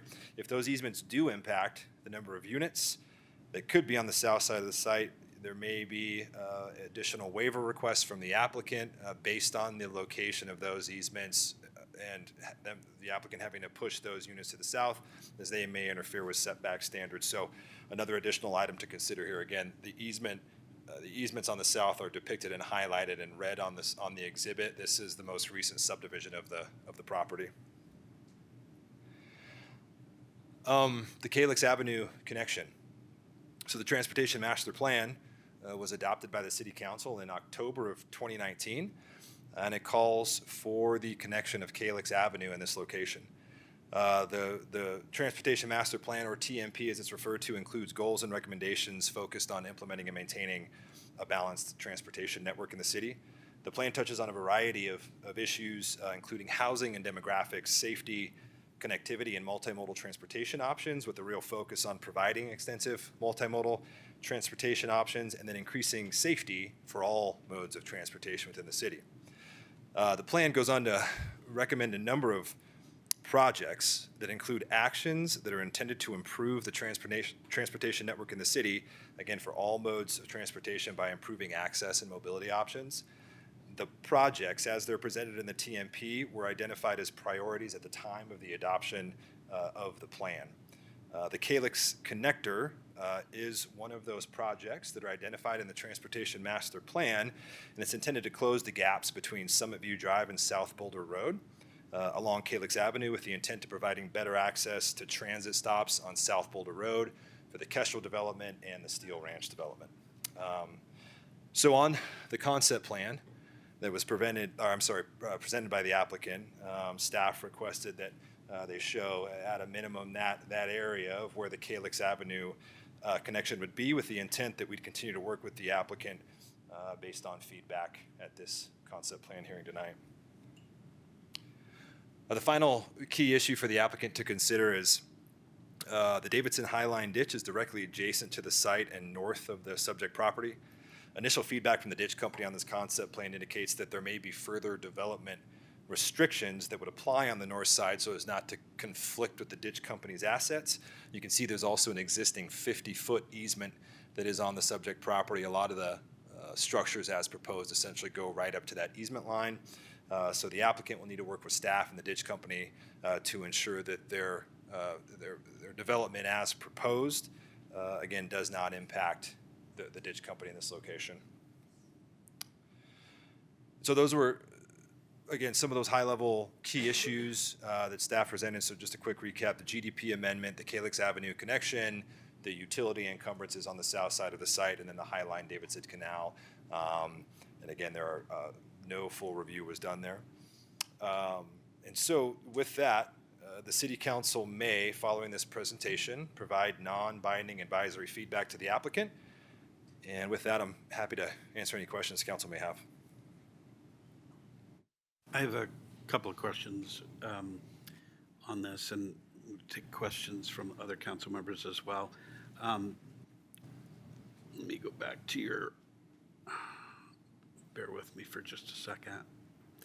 On GDP amendments, generally, there are several criteria. I just want to eliminate at least one from consideration. I mean, obviously, there's nothing in this that concerns annexation. This is already part of the city, so that criteria is not an issue. But there's no question that this particular property was zoned correctly initially, right? It wasn't zoned in error.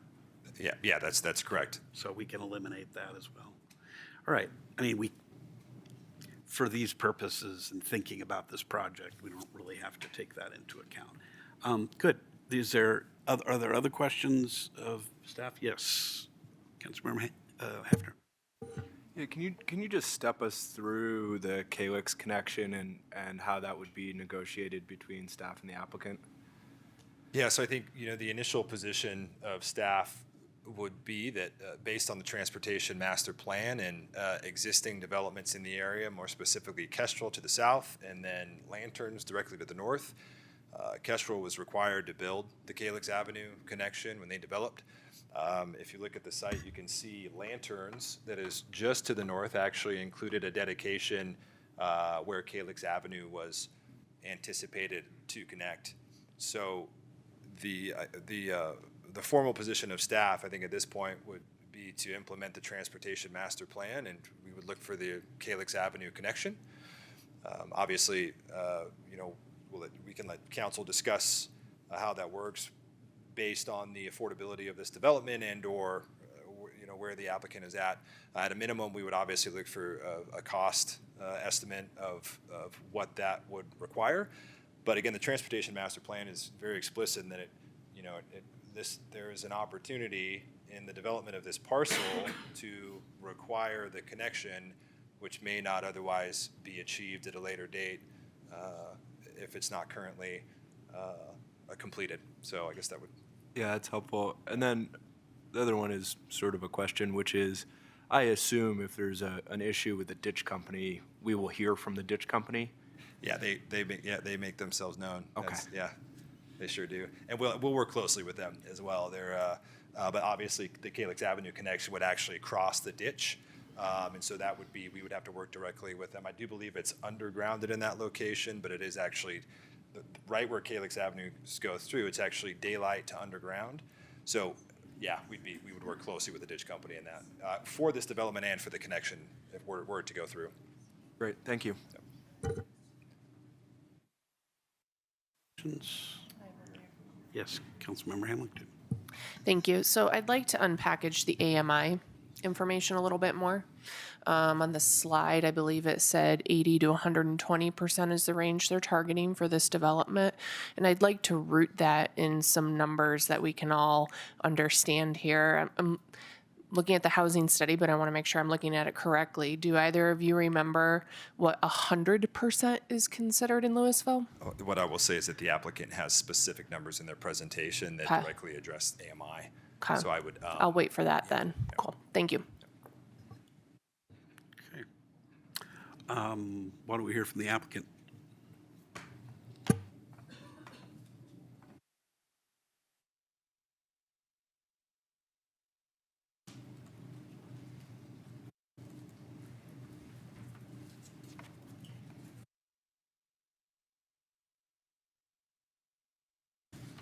I apologize. There's an error opening their presentation. Let me see if I can load it up here one more time.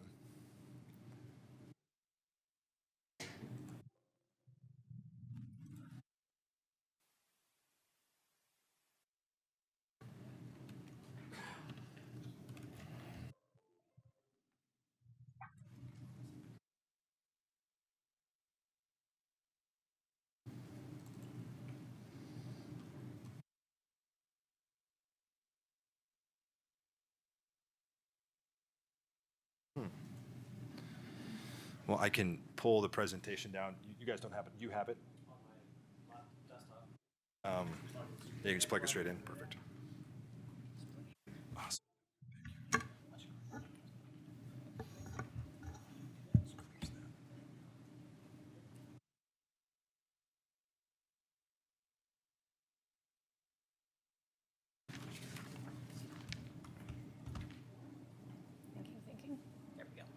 Excellent. Hi, good evening, Mayor, City Council, City Management. Thanks so much for having us tonight. Paul D'Angelo with Thistle Community Housing. Thank you as well, Matt, for setting us up for a presentation. Appreciate the opportunity to be here tonight for the concept plan. So we have a small presentation just to talk a little bit about who we are, as well as a little bit into this plan. Again, a little bit about Thistle. We'll talk about some of those AMI numbers that Council was talking about, what is missing middle affordable housing, and then a little bit more about the plan with a few members of our team that are here tonight. So Thistle Community Housing, if no one has heard of us, we are a nonprofit organization founded here in Boulder County in 1986. And hopefully people consider us the heart and soul of affordable housing in Boulder County outside of the municipalities that do their work. We produce and protect permanently affordable rental and home ownership homes, supporting moderate and lower income individuals and families by giving people housing opportunities to live, work, and play right here in Boulder County. To give an idea of who we are by our numbers, we currently own and operate 574 affordable rental units across 16 properties. We have 103 home ownership units in our community land trust program. We have 120 community land trust mobile homes in Mapleton Mobile Home Park. And we own, or in partnership with resident-owned communities, about 450 homes and 9 mobile home parks across Colorado.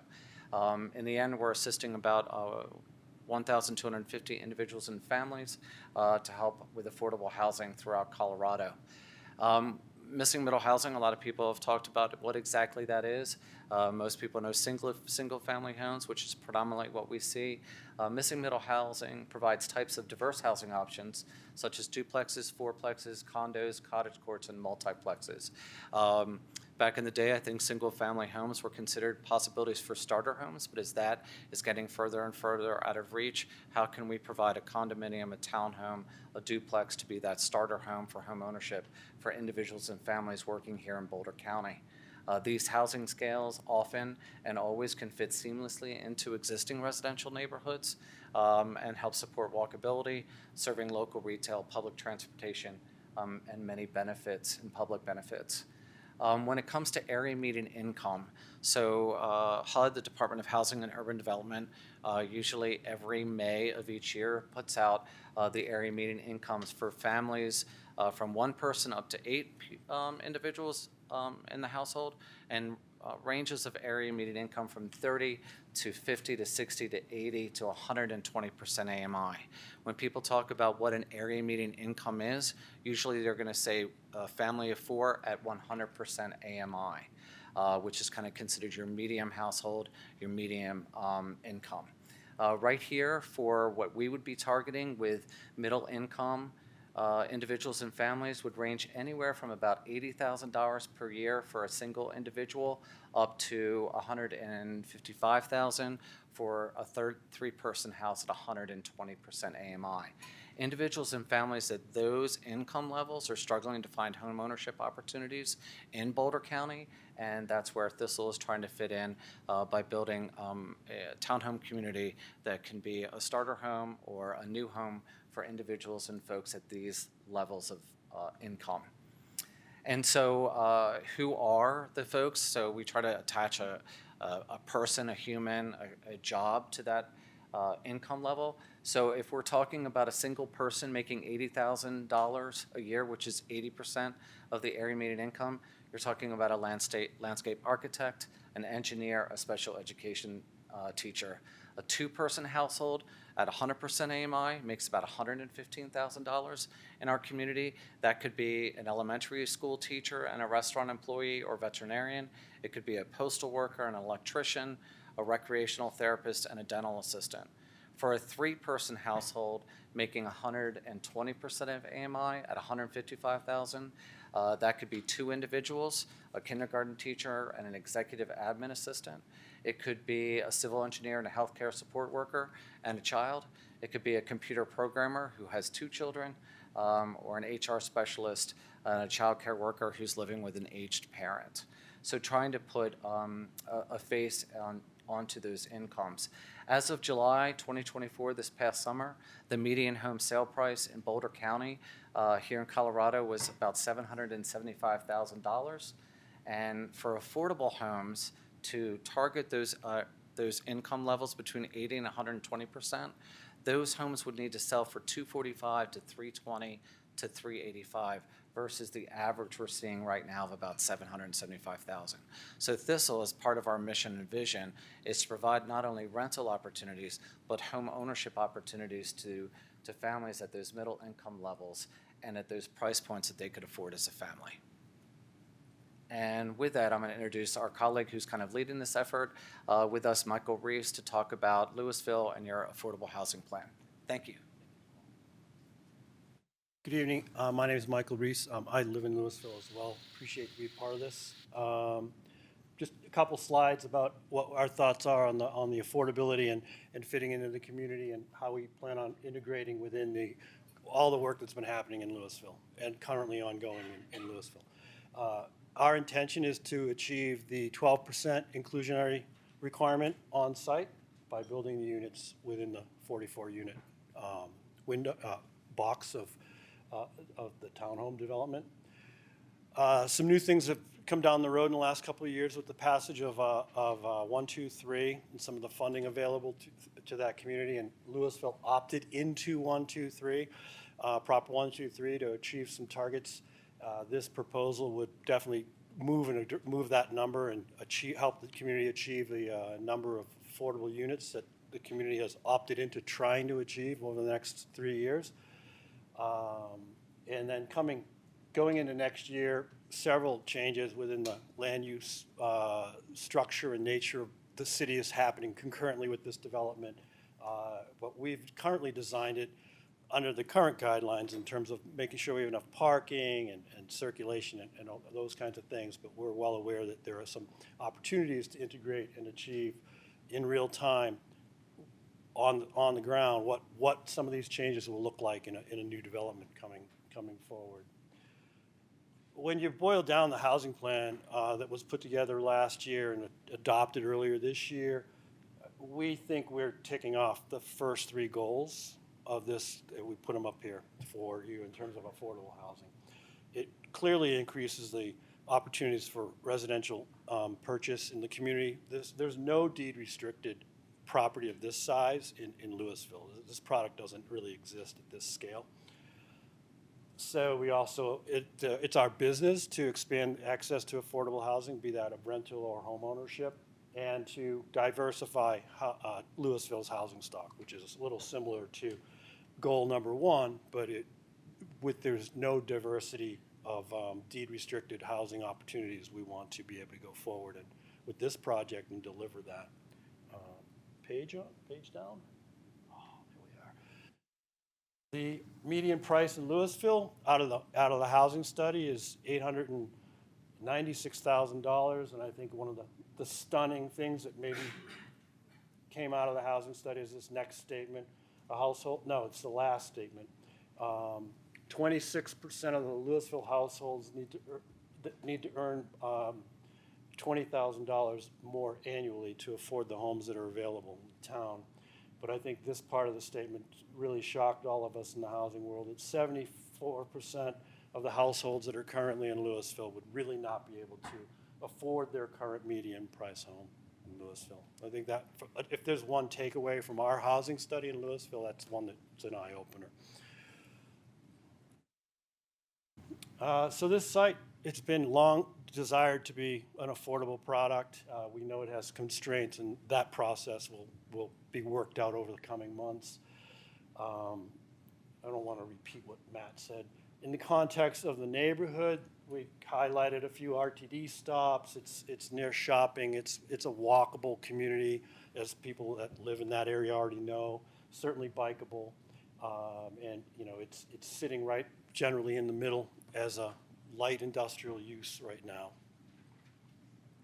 And this usually nothing like a few pictures to tell the story. It's essentially surrounded by development that's occurred over the last 2 decades. It's been an RV park since early 1990s, RV storage unit since the early 1990s, and it is just. It's probably time, in our view, it's time and a good opportunity to redevelop this property into a modern and meet another community need. We're going to get into some of the detail. We're going to get into some of the details, a little bit of the concept plan and what we've learned. In a moment, I'm going to have our architect come up.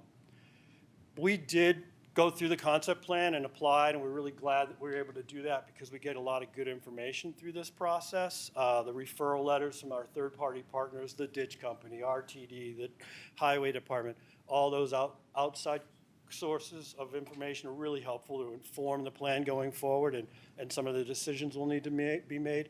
But we also took it one step further by inviting some of the adjacent property owners, not the notice area of 750, that's like 350 private residences. We wanted to keep it a little bit more intimate. Unofficially invited them to a meeting in August to talk about this very plan. Once we had submitted it to the city, we wanted to get some immediate feedback from the immediate neighbors surrounding Summit on Hecla. We had several attend a meeting, as well as some funding partners within the affordable housing arena. And we got some good feedback. We'll probably chat a little bit about Calyx connection. That certainly came up. The distance between our northern neighbors, and we just wanted to identify the separation that we will have. Hecla is the primary access, so a lot of times traffic and traffic flow is a pretty important part of this proposal. I think we want to state right now that currently the access off of Highway 42 Courtesy Road is coming through the Divine Canine site. We would propose that would not be, that would be only an emergency proposal, and the majority of the traffic would flow through the Hecla primary access out onto Hecla, with secondary access to Calyx to the south. We might come back to this slide with some other discussion. So this is the preliminary design again, and I want to bring up Eric Hartrump to kind of walk through what we're doing based on what we've heard so far, and take the next few slides and have him take the next few slides to talk about the concept plan and the next steps. Eric? Eric Hartrump, Louisville resident, and office at 950 Spruce Street, just a block away. I've been working with Michael since we did the senior housing up on Lincoln back in the 90s. And Louisville doesn't have a lot of affordable housing. Certainly hasn't been built in the near past. And so I'm personally excited to see this happening, and glad to have Michael and the Thistle team doing it, because you truly have the A team here on affordable housing. So want to just, our concept plan, we're obviously dealing with a very constrained site here, and there's a lot of things that we've got to do through the PUD process and the plat. Obviously with the Davidson ditch, I think there's probably some underground that needs to happen there, because if you know how they maintain ditches, they need to have access, and it's hard to be this close to development and have just an open ditch that they maintain with a backhoe. So I believe that there'll be some additional piping of that ditch to make that happen. When we look at the Calyx extension, I think we are going to be asking council and the city to kind of look at the cost benefit of Calyx. I know it's in our transportation master plan, which is a Bible, but at some point you have to really take a look at these individual projects. What do they gain at what cost? And especially when you're talking about an affordable housing project, if you load enough costs on it, then it either becomes not affordable or it goes away. And so we want to be sure that anything that gets loaded into this project is really important to the city, to you guys, and to the neighborhood. So when we look at the Calyx extension, it really could, the little bit of traffic that goes through, that would go through there per the traffic study, can easily be handled on Hecla, which is designed for more traffic. If you load that into the center of the residential neighborhood, crossing a major pedestrian bike path just to the south of this, you're kind of setting up conflicts that I wonder if that's really what we want to be doing in this part of the neighborhood, to really serve as a cut through for part of the neighborhood. So that's something that we're going to be asking for some advice and direction on from you all. The easement on the south, we'll deal with Public Works on that. I think we can, the idea is that those duplexes could go to Habitat to be built.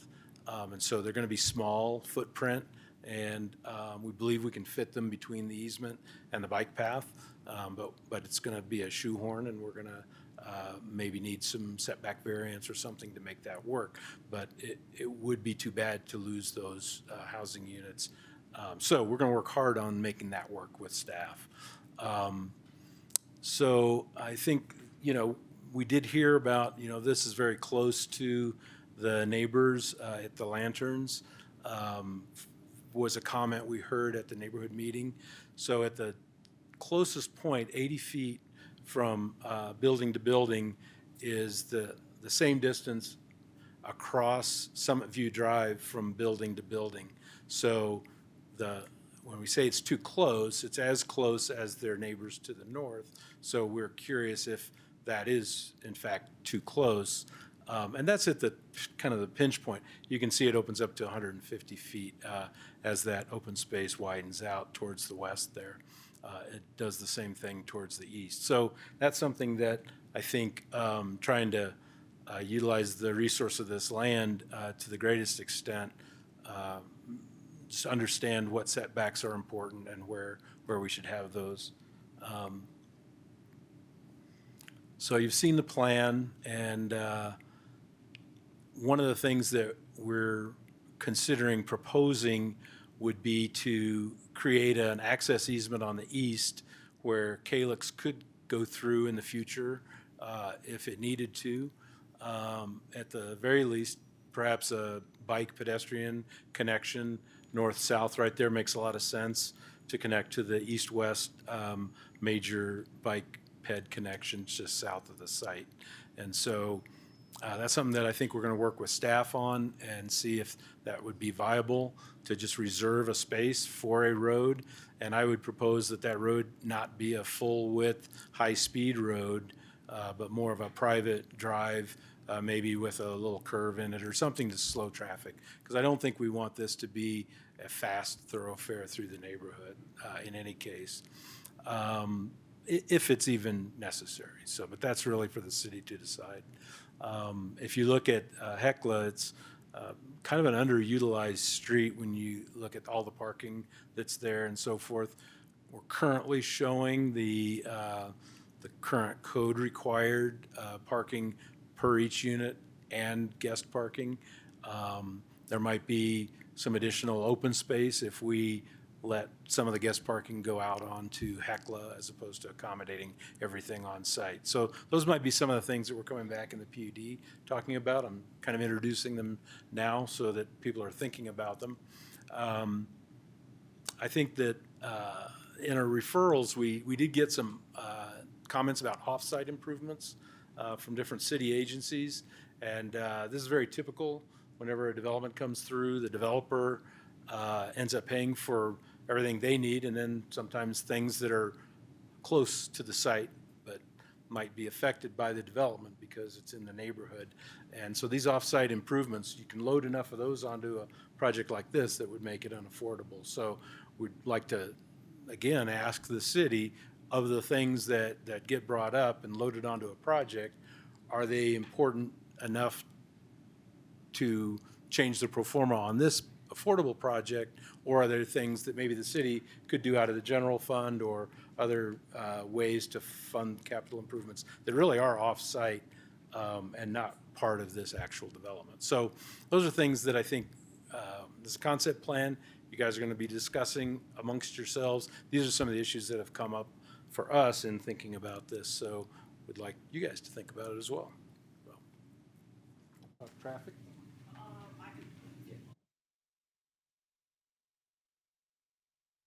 So at the neighborhood meeting, to get ahead of some of the comments that we wanted to kind of understand better, when we proposed this project to the neighborhood, we've already hired a traffic engineer, and they gave us at least some preliminary counts to give us, what's the framework of that we're actually operating in here, especially with the Calyx conversation.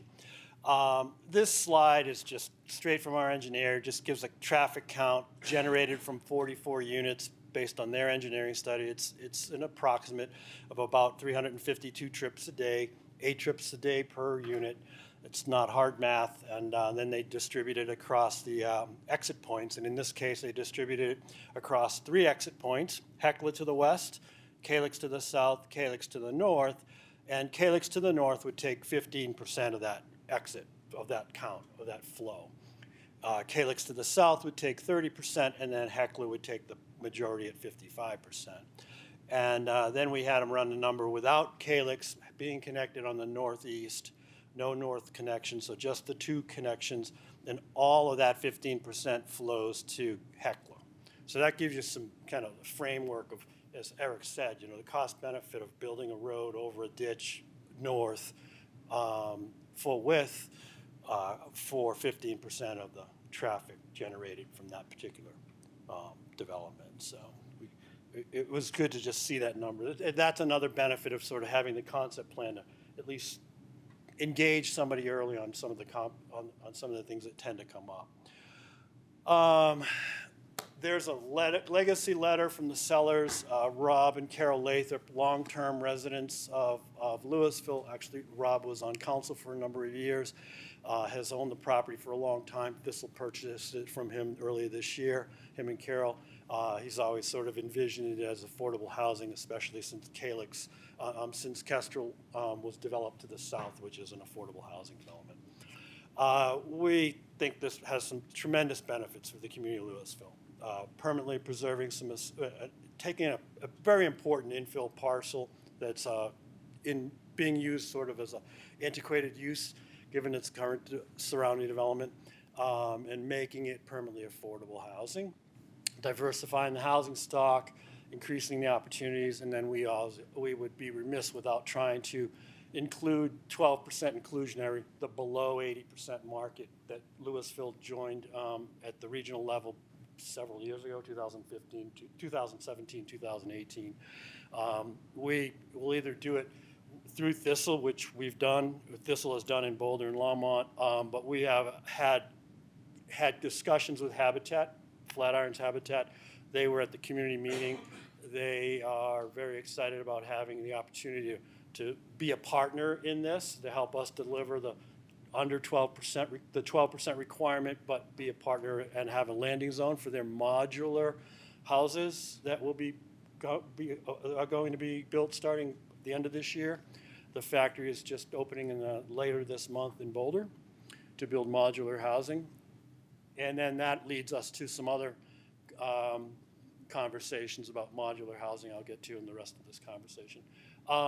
We talked about the 1, 2, 3 opt-in and the Louisville's commitment. We really think this is an effort to reach that goal for the community, the broader community goal of increasing by 3% per year.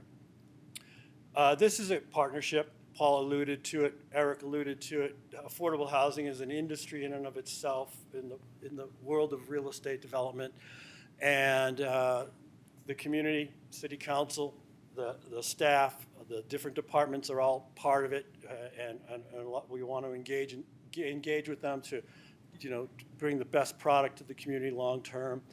We have funding partners across the state, in the county, as well as in the city, that we want to bring to the table. And then Habitat is a great ally as well, to have a landing zone for their factory-built housing and so close to their factory in the next few years, and helping us achieve their goal.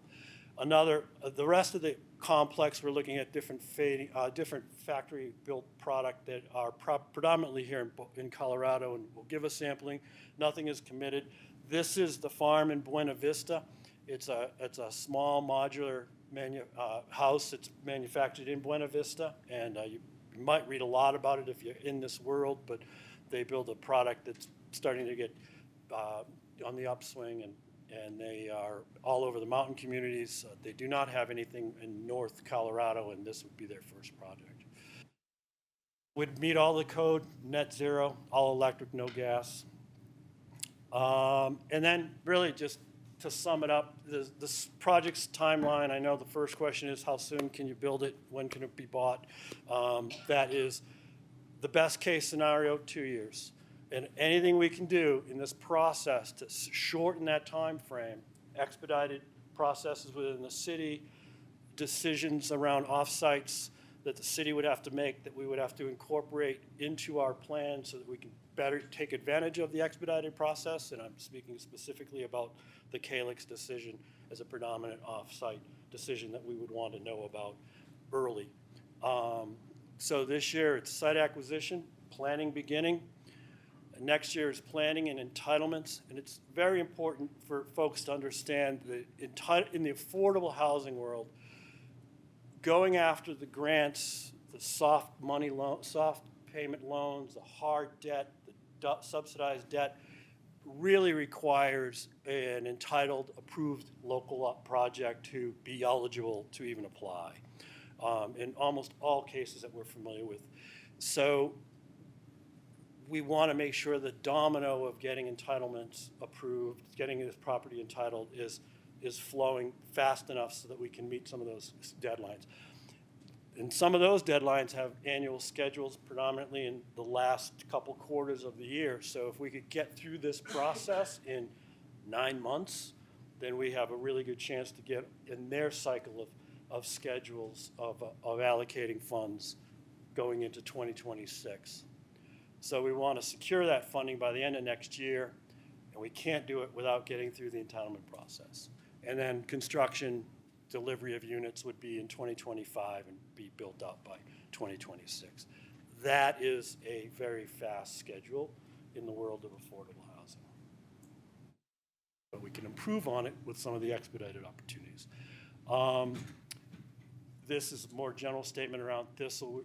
As Paul mentioned, it's been a committed nonprofit housing deliverer agency in Boulder and Longmont for decades, and this will be their first project in Louisville. That is an example of modular housing at the scale that we're talking about, smallish homes, smallish townhomes, and that's a different picture of the farm in Buena Vista by Fading West.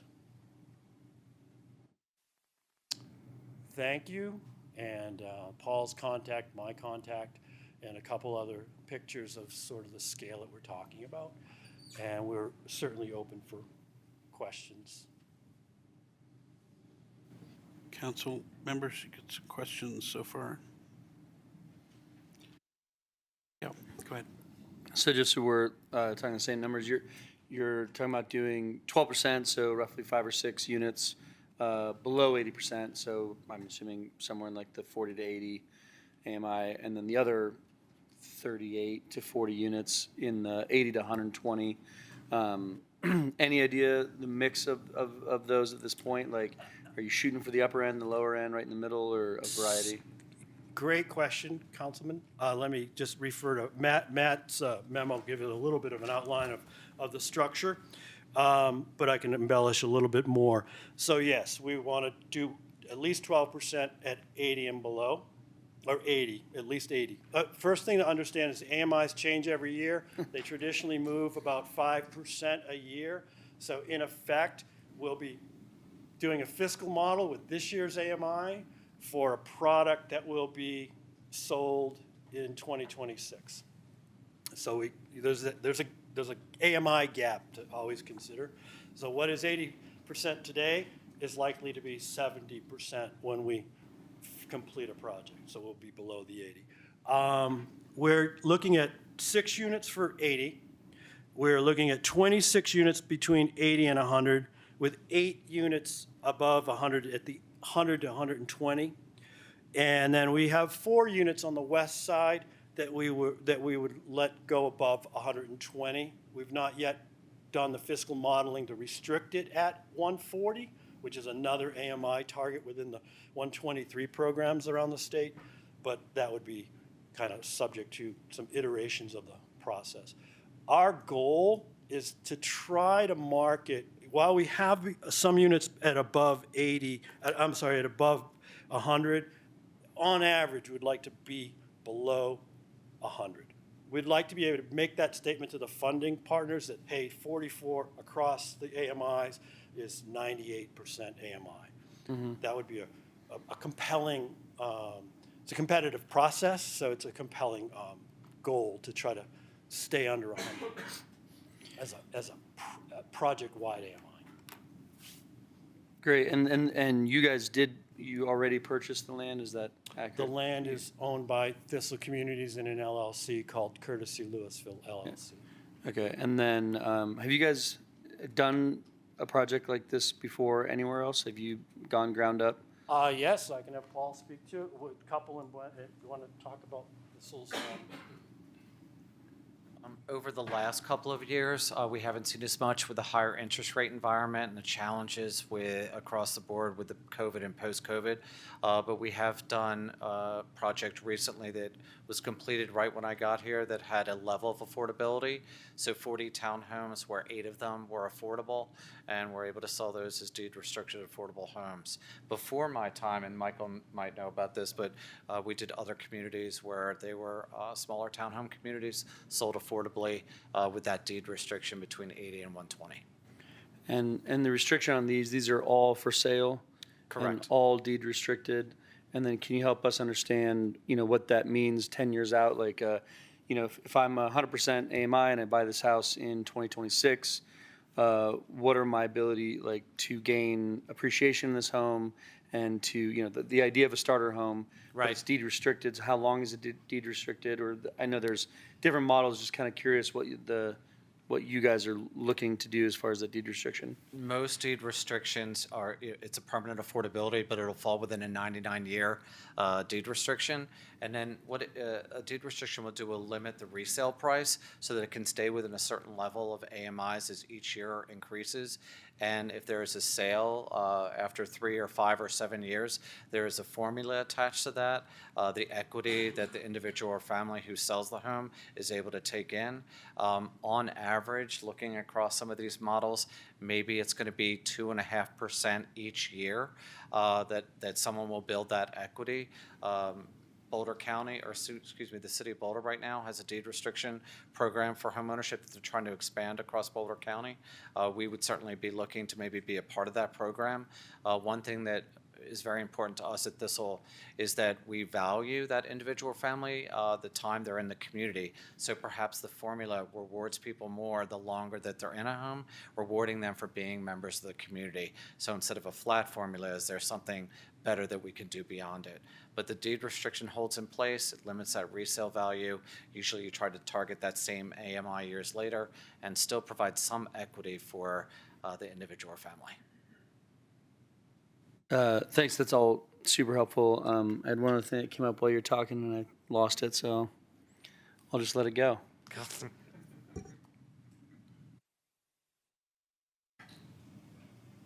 Councilmember. First, thank you for bringing this to Louisville. I'm really excited about a project like this. There are so many people here who can no longer afford to live here, or they need to sell something bigger to make it more affordable, or they would love to live in Louisville because they work here and there's nowhere to live.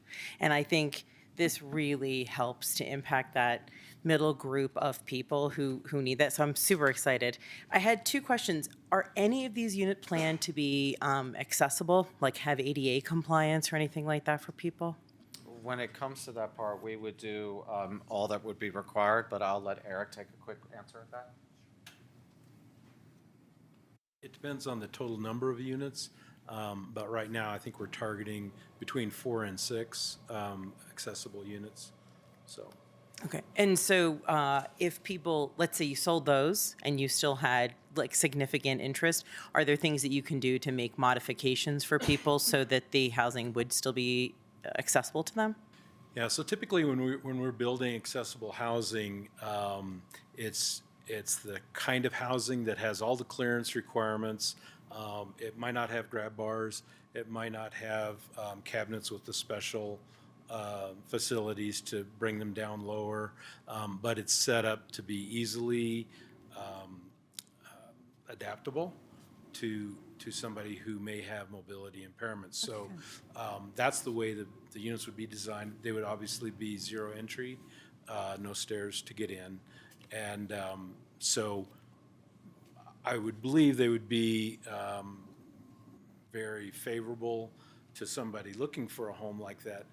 It's always hard for resale to match the home with the buyer, but that's obviously the more of these we get out into the world, then the better off we are. Great, thank you. And I like the energy standards that you're setting. You were talking about that was going to be for the Habitat for Humanity. Is it the entire complex? Okay. And have you thought of doing things like ground source heat and for heating and water? Just because I know it's a large infrastructure investment, but it usually pays its dividends in really affordable living for utilities versus other forms of all electric heating and water. I think that, when we're in the net zero, all electric kind of housing product, ground source heat pumps are very expensive, and they're really more for a higher end market. But with PV on the roof, which is pretty affordable, and there's lots of things that offset those costs, then we're able to incorporate a very affordable utility package for the residents. Okay, great. Thank you. Other questions? Yes, Councilmember Hanlon. My question, I think, is probably for city staff. We just discussed our final proposed budget, and in it is money for affordable housing. Is there a world where some of that money could be used to make more units 80% and below AMI? So I think that would be up to the owner, the applicant, if they wanted to work with the city on a different structure. Those funds aren't restricted to anything other than what city council wants to spend them on. Thank you. That's all. Thanks. Other questions? I guess my question sort of centers around the issue that if I'm reading you all correctly, is an important one, which is the Calyx connection. I hesitate almost to ask, but if there's a Calyx connection, is the suggestion that the project doesn't go forward? Is there a concern that if that happens, that somehow it's going to kind of change things to where it becomes, you can't pencil it out? The typical process is offsites such as the Calyx connection would be placed on the developer. And in this case, as an affordable product, if that's happening, it adds cost and it just complicates the structure. And that's where we would like to partner. If the city wants it, maybe they could early say, hey, we'll put in our capital plan for 2026 or 2027, and we'll pay for it because that would be part of our contribution for a permanently affordable product that meets other goals. So those are the kinds of, that's the world that we're operating in. Where, it's been very typical of offsites being a cost requirement. Piping the ditch is typical of, it's not our ditch, and yet we would be asked to pave to pipe it, and all the legal associated fees working with the ditch company brings. To minimize interaction with the ditch company, that would lower costs right off the bat. No, I appreciate that. This is the kind of discussion that we really need to have now as we're sort of plotting our course for next year and thinking about how we're going to, how and with what tools and to what degree we're going to use those tools to facilitate projects like this one.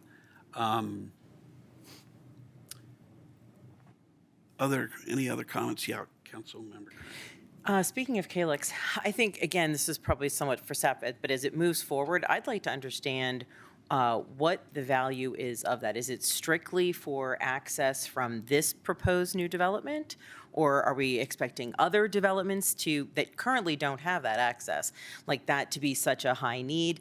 I love the idea of a better, wider bike and pedestrian path that could be used for commuting and getting to and from to the supermarkets. I think a lot of people are, cars are becoming more and more expensive, and a lot of people are using e-bikes. And in this kind of income bracket, I think you'll see people who maybe have one vehicle instead of two and would like the alternative transportation access, and having a good quality path to do that on would be beneficial.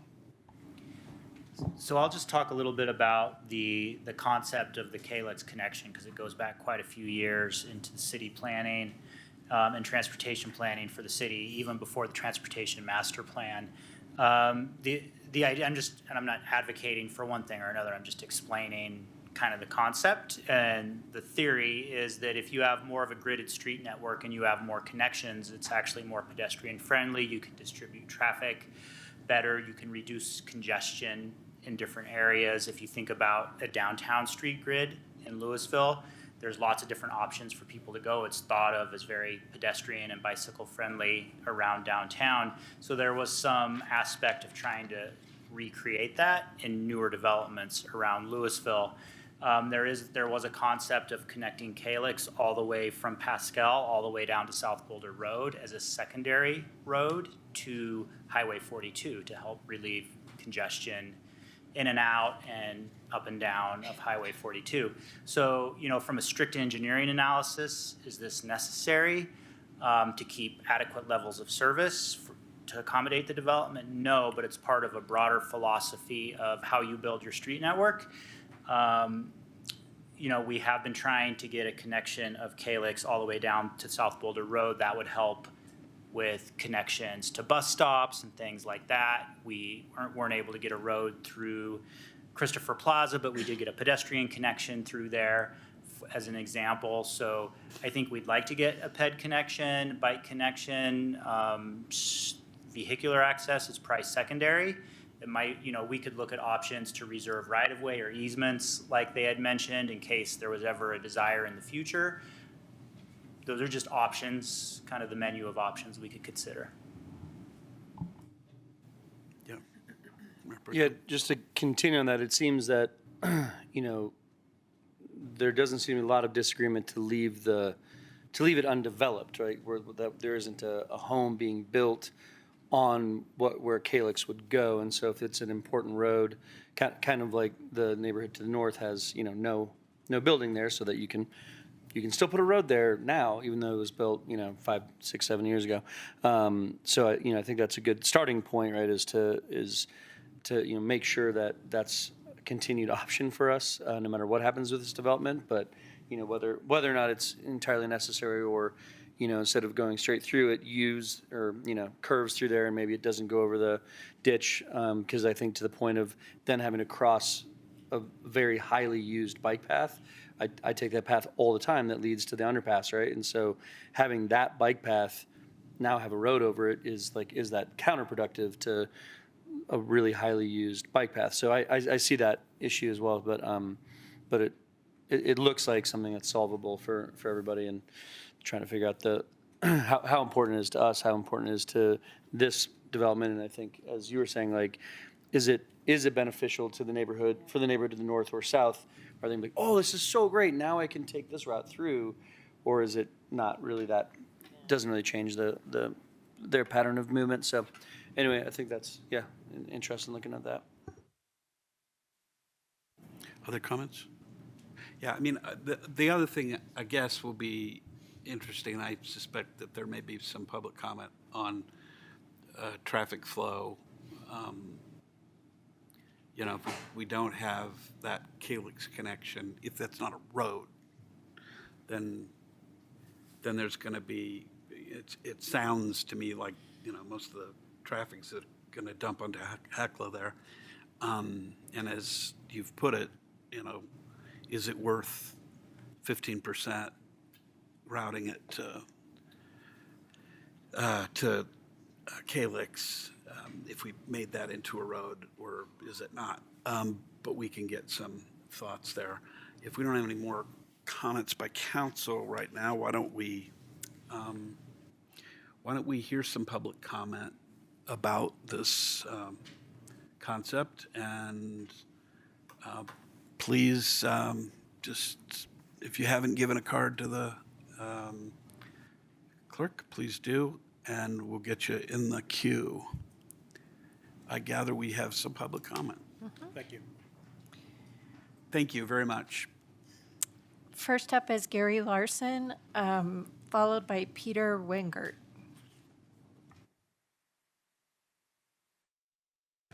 I'm Peter Wingert. I'd like to give my expertise. Just give us a second, we'll reboot it. You better. Use them wisely, Mr. Larson. I will try. Do you have a slide that you wanted to reference? Showing That's the traffic, or with, and then there's also this. You know, as we're doing this, let me make a suggestion. This may make my whole council sigh, but why don't we take 5 minutes? You guys can get set up. We've been going for 2.5 hours, and we can just take a break. And people who've been here for 2.5 hours can use the restroom and whatnot. We'll be back 8:30. Whatever you need to do, so go ahead. Except for you, Mr. Larson, you need to stay. That's the traffic.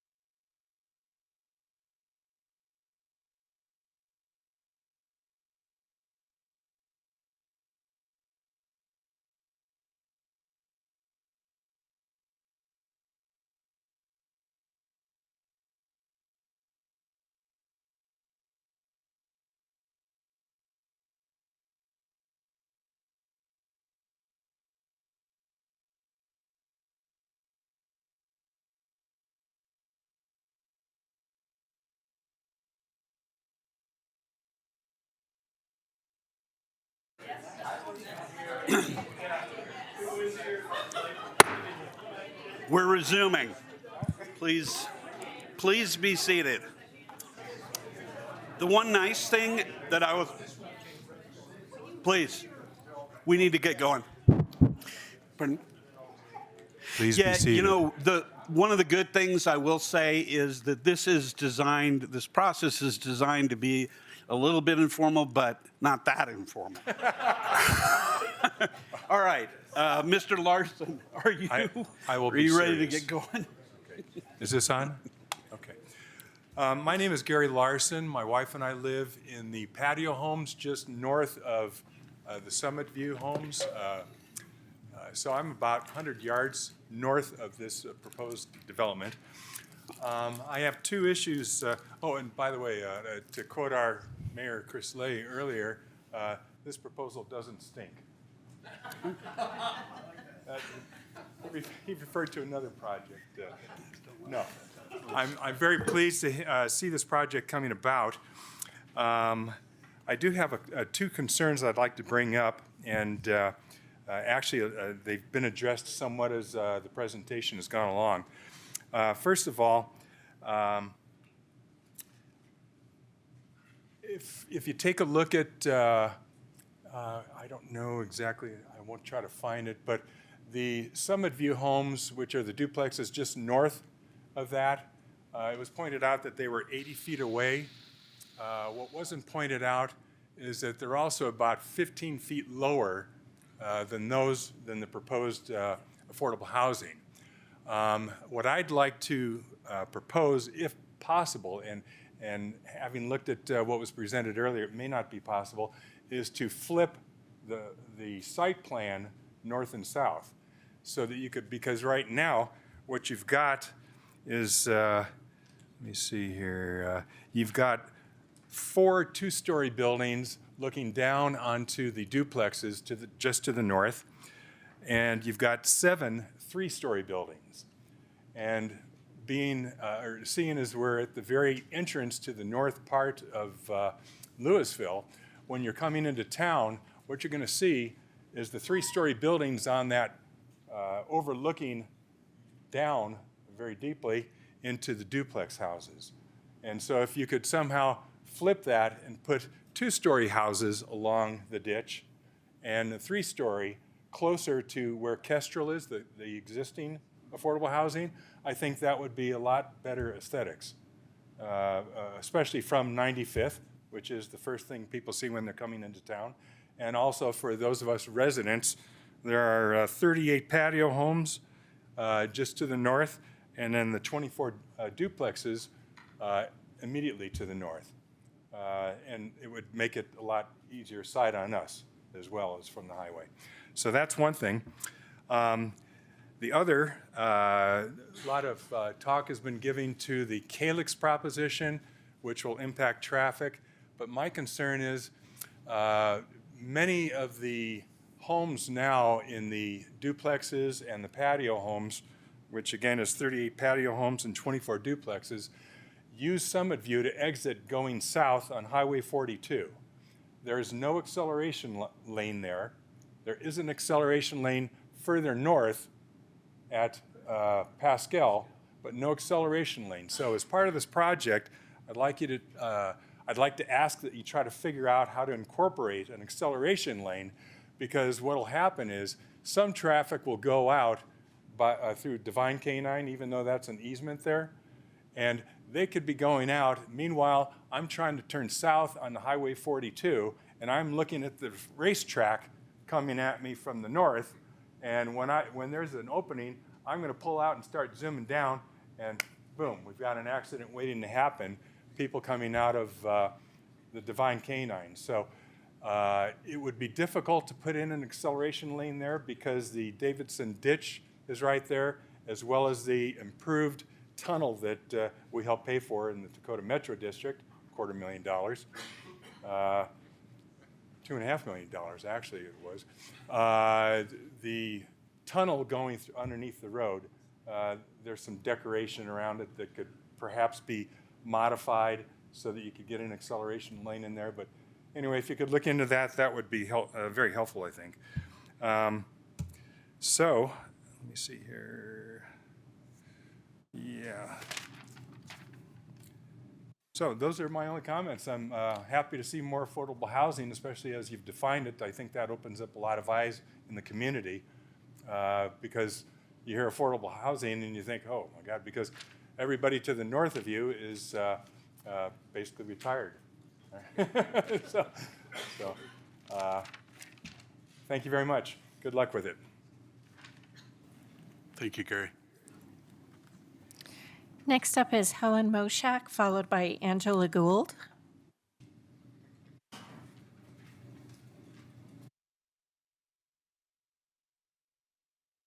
Hi, Helen Moshak, Louisville resident. I just wanted to stay and listen to this presentation. It's awesome.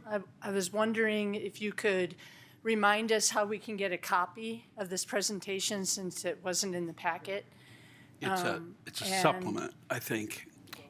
But how can It's they get that? posted online because that was sent to me late this afternoon, and it's posted online as an addendum. Okay, awesome. Because these are awesome resources. I really hope we can make things like this happen. I'm so glad you put the $2 million back in for affordable housing into the capital budget, because I think that this kind of skin in the game for the city is really important to make things happen so that we can figure out how do we do these things that neighbors and people in the neighborhood figure out about how can we integrate this into our community, because it's so important. Thank you.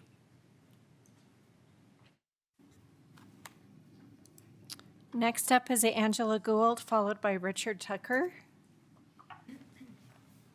Hello, I'm a resident. I live right across the street from this proposed project, and I think it's a wonderful project. I'm just not happy about it being across the street from me for a couple of reasons. My main concern is the access and traffic. I learned a lot tonight about the Calyx access road, but I live in the Overlook Steel Ranch townhomes that are right on Hecla, and it's right across the street. And, well, I don't know if there's a photograph of it, but Luke Street runs right into Hecla. And in our community, we have 58 townhomes, and that is our only access out of our community. We have an access coming in from South Boulder Road on Steel Street, but coming out is only on Luke. And right now, this proposed project, the entrance on Hecla to the, well, right now it's the recreational vehicle lot, is directly across the street from Luke, and our units are right on that corner. So I have great concern about that, about the access and the traffic that would occur there. And I'm very concerned that if there are 48 units on less than 3 acres, that feels very, very highly congested. I'm learning tonight that some of these are 3- and 4-story high. I think that would obstruct a great deal of our view. And while the recreational vehicle parking lot is not a great view, there's some space. There is space. There's some grass, there's some trees, not trees, but there's space. And I'm really afraid that this would be a wall of buildings right in front of us. So I'm very worried about that, and I'm worried about the Calyx Avenue connection.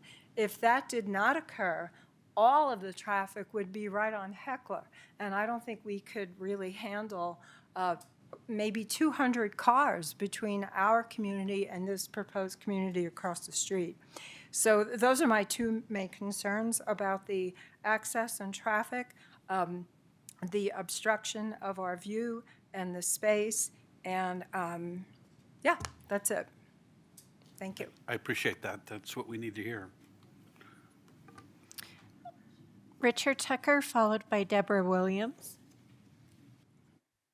Mayor and council, good evening. My name is Richard Tucker. I live in the Lanterns duplexes directly to the north of this proposed project. Let me say at the outset, I'm not opposed to affordable housing. I'm not opposed to the density that they're asking for. I've got a couple of concerns, though. One has to do with how this is all going to be financed. Another has to do with the maintenance of the project. Traffic is another concern. Until I came tonight and heard some of the remarks about traffic, it kind of made me a little bit more concerned than I was before. We live on Summit View Drive, which is a 1-block long HOA. There's 24 duplex units there. We have very little traffic that flows either east or west onto Summit View, but it is one of the connectors that people like to take to get to Highway 95, 95th Street. This is going to impact that. I was kind of amused when I heard them talking about the traffic study that they did. They talked about the 2 or 3 other streets, but they didn't mention Summit View, so they've done no traffic study apparently with regard to Summit View, or if they had, they didn't mention it tonight. I practiced law for over 40 years in the Dallas-Fort Worth area. I was a corporate finance lawyer in a large firm, so I think of myself kind of as a numbers guy. And so I start looking at this project and looking at affordable housing and how many are going to be below 80% AMI, and 26 of them are going to be between 80 and 100%. And you start thinking about, when they talk about what the average price of one of these is going to be, where are people going to come up with the down payment for these? How are they, is this going to be an HOA? What are the HOA monthly fees going to be? Are interest rates going to go back up? Mortgage rates going to go back up? It's all going to impact the success of this project and their ability to sell these. That's not my concern.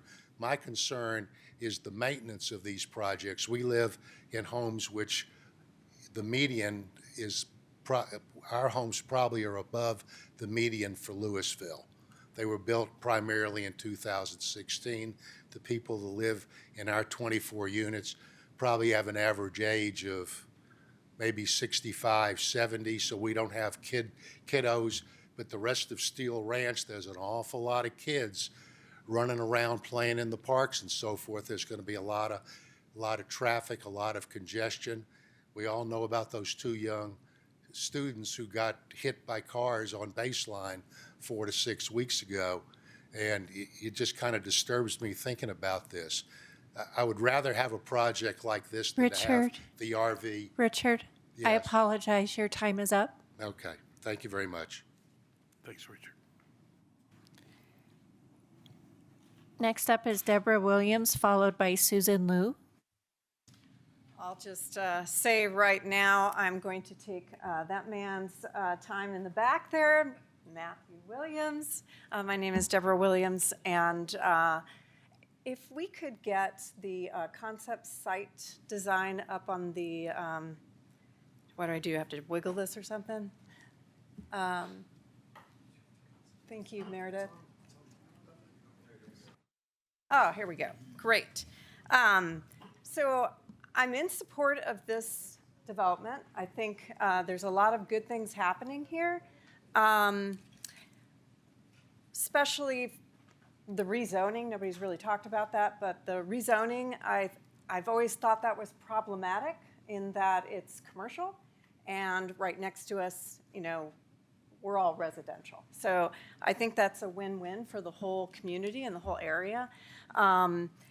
And I also think the affordable housing in the mid-range is a very good product, and I like the fact that this is a different housing stock that we do need in Louisville.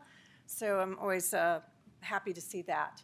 However, I do have some concerns or issues with this project. The first issue and the most important is the buffer in relation to a couple different things.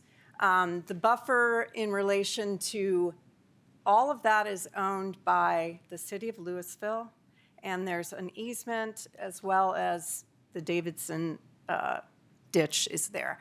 So I'm wondering, is there any possibility that that land would change ownership? So that's one question. I want to make sure it doesn't change ownership and it's still the city of Louisville and that it is not encroached upon with this development. So, so that's part of the buffer issue that I'm concerned about. I also would like to see some sort of berm or fence when we talk about buffers between two communities. Berms with trees work really well, fences work really well, and we already have one on Lanterns on the other side next to the patio homes. So the buffer is an important piece that I would like to see addressed and worked into the site plan.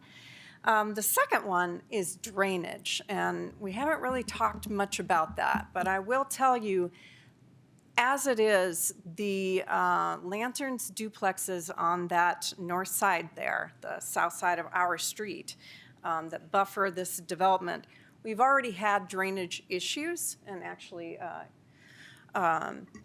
somebody did mention that we are downhill from this property. So that is partly we have negative drainage. So I want to make sure that that is also addressed in your development when you go forward, and would love to see what you do with the drainage plan for that. And then this one we haven't really talked about. This is the design elements and the quality of building. Sorry, I'm trying to keep my mouth here at the speaker, but in the comp plan under the framework for neighborhoods and housing, there's a policy called NH-4.5, and it's new developments should be compatible with existing neighborhoods and the framework. And so I want to make sure, now I'm not saying it's not compatible, because I really don't, I haven't seen what you're going to do. I mean, it's all concept. But I want to make sure that that is in the back of your mind. And there's a couple of issues on that. I mean, first of all, when we see affordable housing or low-income housing, a lot of times we're able to distinguish it immediately when we see it. And I want to make sure that instead of it looking that way, let's think bigger, better, so that these communities don't have to take that in and have people saying anything about it being affordable or low income. Because I think the design elements go a long way in your design concept when planning these communities. So, I'm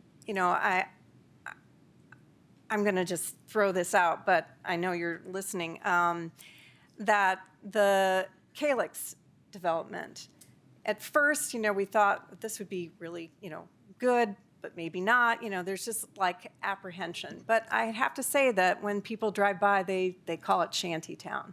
So just so you know that the look matters. And I know that design elements and the quality of building, I know you can do something with that. So that's the big piece that I'd like to see in this development.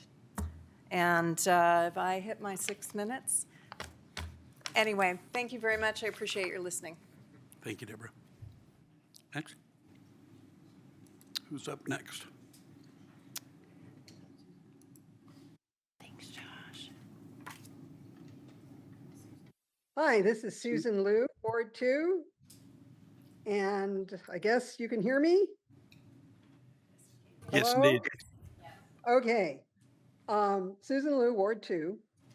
This is an exciting project, and it's really worthy of city subsidy and/or innovative thinking. The team involved with this project truly is the A-team.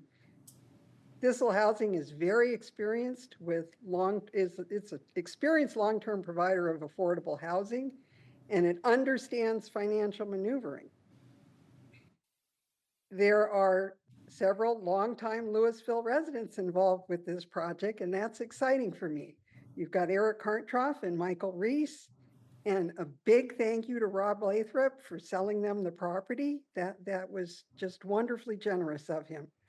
I would urge council to be forthright with their concerns now so that they can be addressed in a timely fashion before more design progresses. Design's expensive. So finally, time is money. And moving residential development along in a timely fashion has never been Louisville's strong point. You could change that. Thank you for your time. Thank you, Sue. Next up is Josh Cooperman, followed by Tom Lund.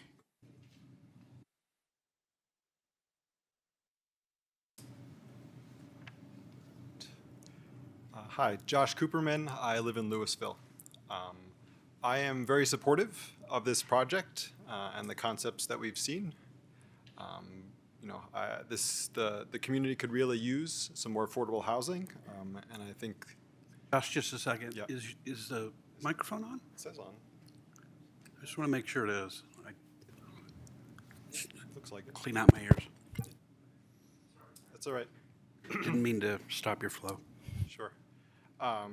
So this project would bring some really great and needed housing to the community.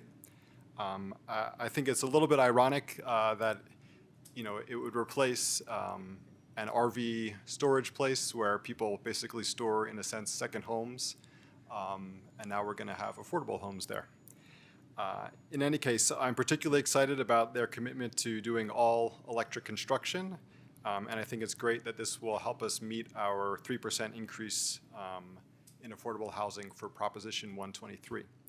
I just wanted to make, 4 suggestions or suggested questions that you might consider asking about. So one, I don't really understand why they're not proposing any access due east to Highway 42. Next, that would go past the Divine K9. I just didn't hear an explanation for that, and it seems kind of like an obvious place to send some traffic. Second, I think it's really important to get a bicycle connection at the south end of that would connect to the trail just south of the development. So even if we don't go ahead with Calyx, that bike connection I think is absolutely essential. The third point. Someone was commenting about the acceleration lane on 42. Maybe a good solution for that, and I think it might even be part of the 42 vision plan, is just to reduce the speed on Highway 42. I was recently talking to someone over there who also thought the speeds were just way too high for that road. And then lastly, I was walking over in that neighborhood recently, and the developer might want to think about sound buffering between the development and Divine K9 as well as the road. There's definitely noise to be had over there. Thanks very much. You're worried about disturbing the dogs, I presume. Just tweaking you. Just tweaking you, Josh. Who's up next? Next is Tom Lund. Thank you. I'd like to echo Gary's comments earlier and some of the other people that were here. I live in the Lanterns, and I'm in the property, one of the patio homes directly north of this development. And a couple points I'd like to make. Number one, I think the idea of a step up, and I'd love the developers to look at this, a step up with the duplexes coming up against our area and moving up to a 2- and 3-story going to the south is a good idea, not only for the visual sight lines for us and all of the people that live there right next to it, but also as you do come into the Louisville community, I think it'll blend in a lot better. And if they could look at that and try to come up with a design, that might behoove them. Traffic concerns off Summit View, I know there was a few comments on that. I'm sure staff will look at that and do an analysis, but I can tell you accessing Highway 42 in the morning and in the evening, trying to go south on 42 off of Summit View is a disaster. It's a nightmare trying to get on that road, and it's scary because of the speeds and because of the access. So more traffic coming in or coming off that's going to be a problem. I'd ask the city and the developers also to, and someone else made this comment, to look at that buffer between the lanterns and the development to create some better looks and visuals as we move into that development. That open space is kind of dried out shrubland. The city might have to do something with that to green it up and make it a little bit more presentable, or maybe even a fence. But I would definitely have the city and the developers look at that. The grading issues, someone mentioned that. There are some problems with drainage, and there have been some problems with drainage. So I'm sure the city and staff will look at that, and the planners will be all over that, but don't forget about that. And then finally, I guess a comment for the developers, and I think the previous speaker just mentioned this. God bless Canine Divine, they have a great service for people, but those dogs are loud and they bark every morning at 6 a.m. and 6:15 and all during the day. I think a lot of us in the Lannards have let this go on for quite a while. I wasn't even aware that we could complain, but I guess we can. But it is intense and it's loud. So for that developer going in, you're going to want to think about that for those units right next to there, because no one's going to want to buy right next to that with the noise that's coming out of there unless we can solve that down the road. So thank you for your time.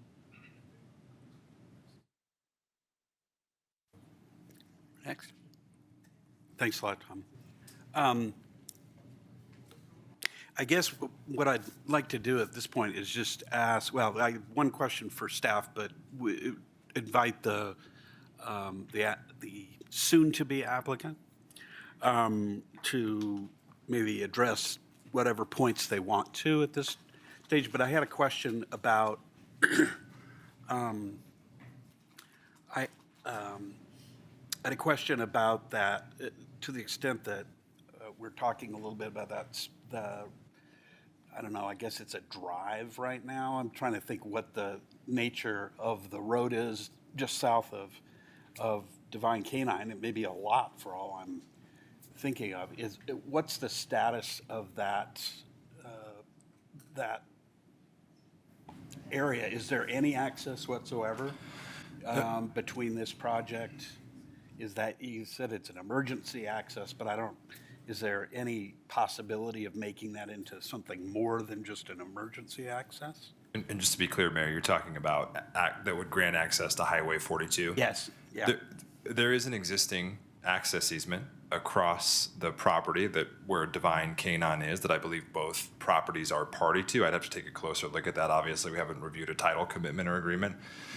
However, I can tell you that a new access point to Highway 42 would be complicated with CDOT.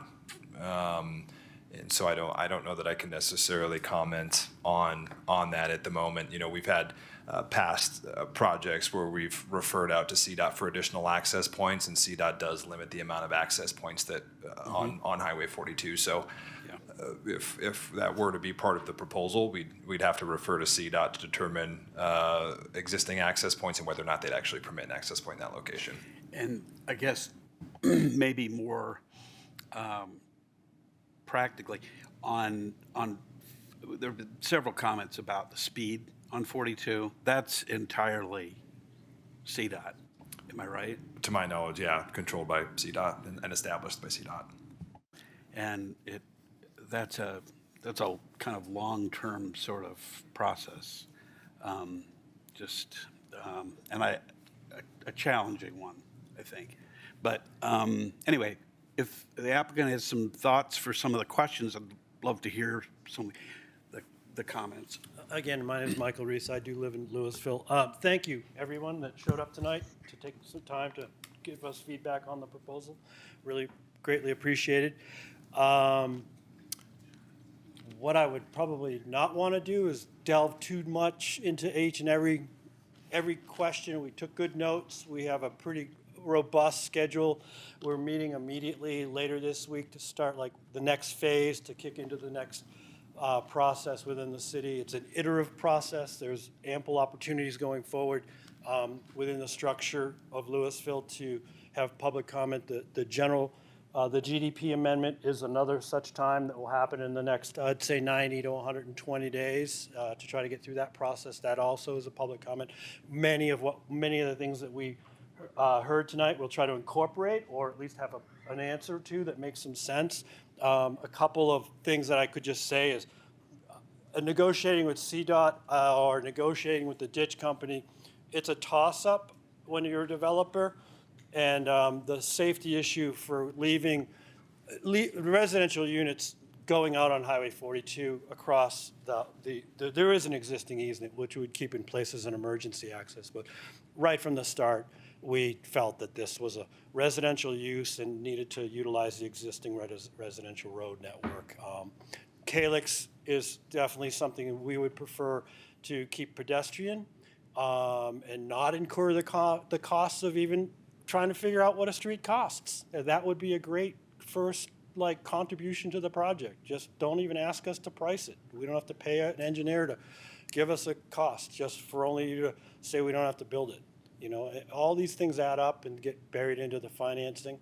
So there's a lot to come back to. I do want to commend the city. I guess we're the second victims of the concept plan process. This has been very helpful. I've been in this business a long time. Getting this kind of feedback this early in a process before we start writing a lot of large checks to the city or to third-party engineers and whatnot and design people, the designers, that's valuable in and of itself. So we really appreciate the opportunity, and everybody took the time. Matt's presentation and Rob's staff is tremendous, and so we appreciate it. With that, we're not going to delve into every question. I think that would be not suitable. But we do truly appreciate it. It's been a long time since I've been at a neighborhood meeting for affordable housing, and it ends like this.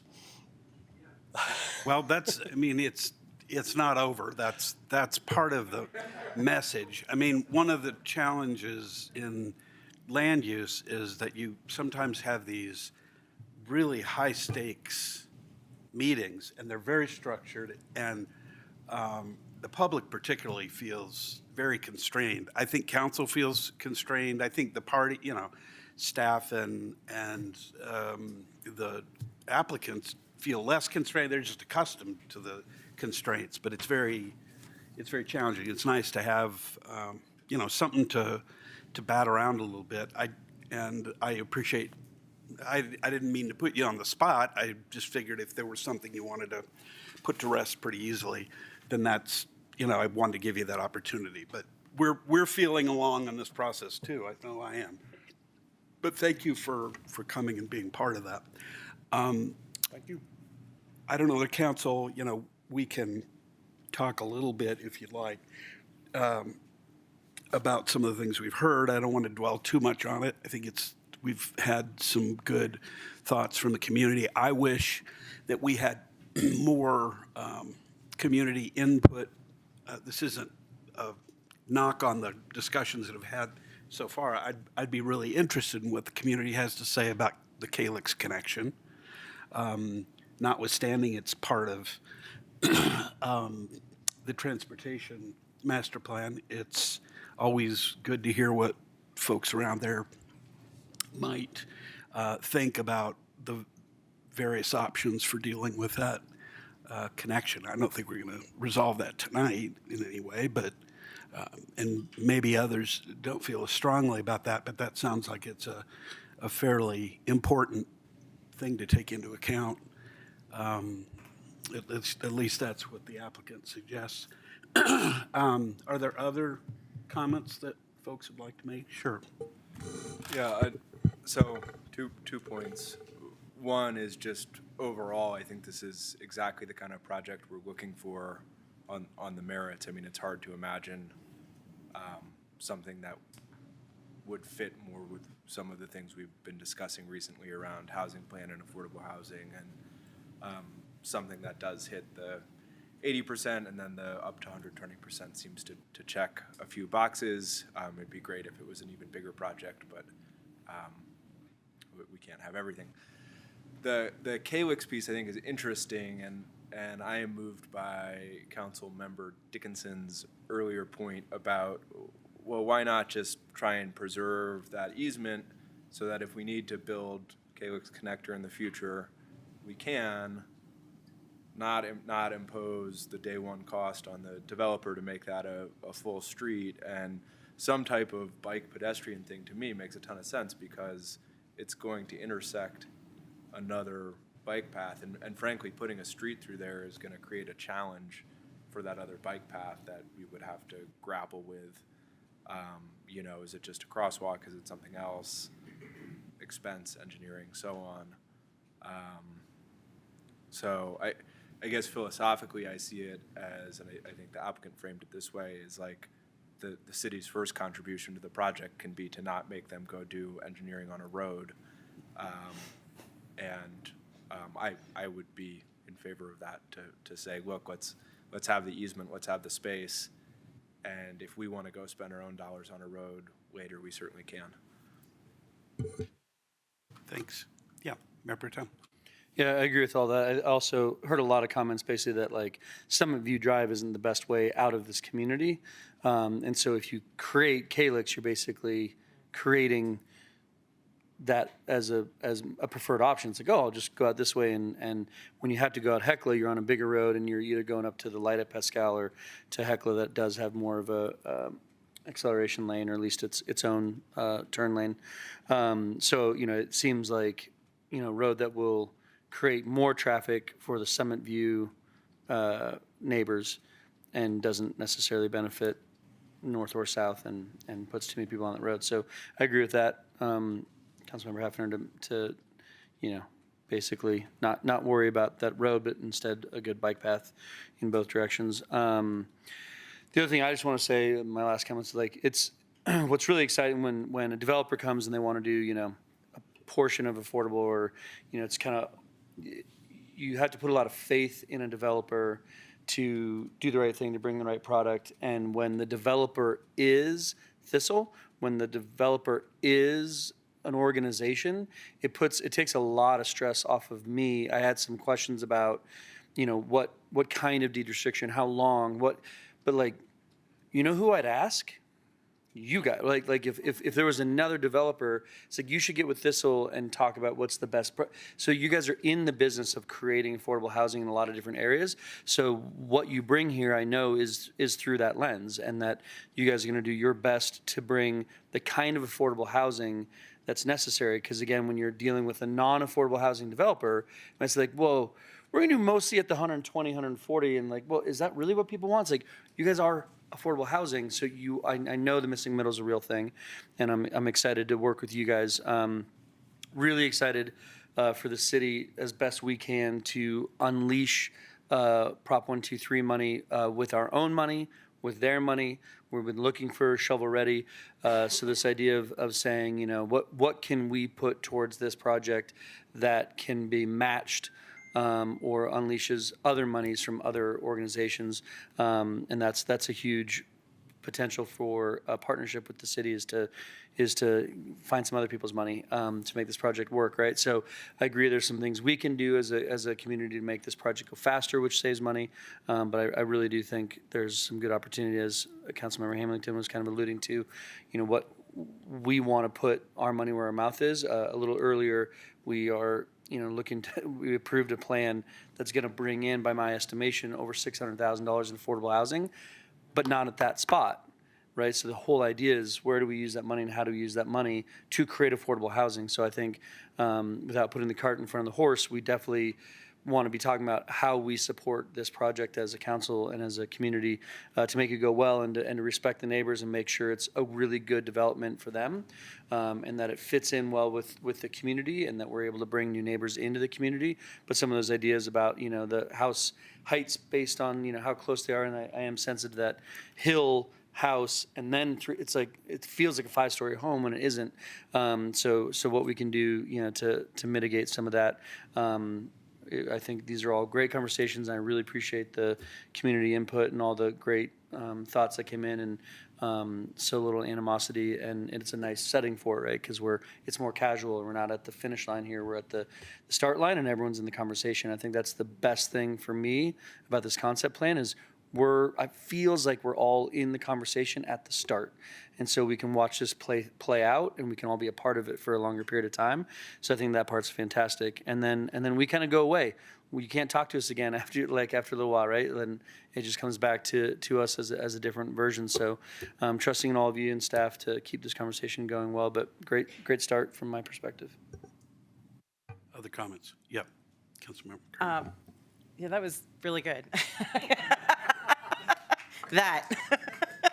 I also was noticing, I was zooming in on my pictures of your presentation, and it looks like you're also proposing some potential ADU options for a few of the buildings.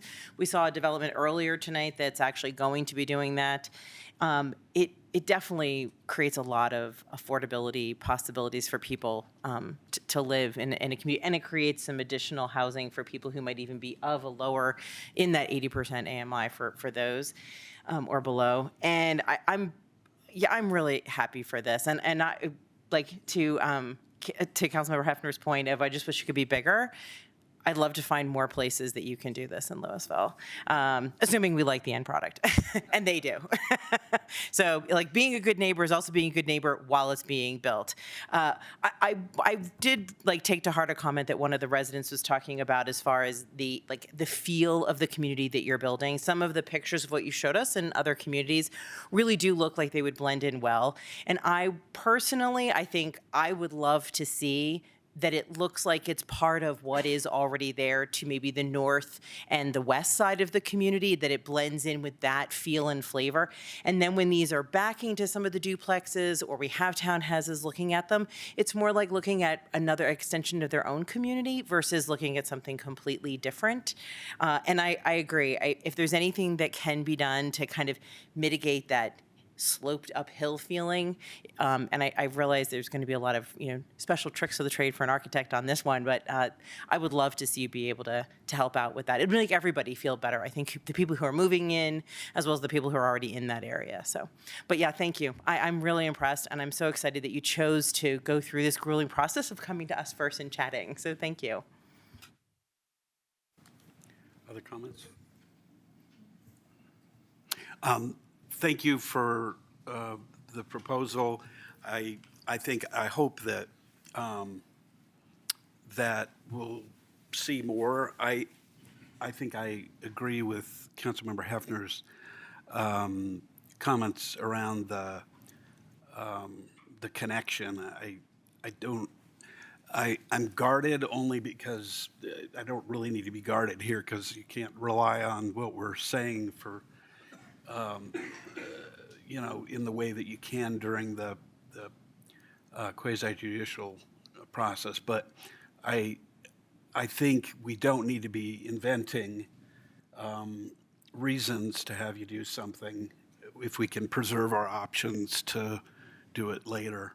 And I am very thrilled that this kind of project is coming forward, this kind of product is coming forward, because it's just horribly needed in the community. It's a big gap.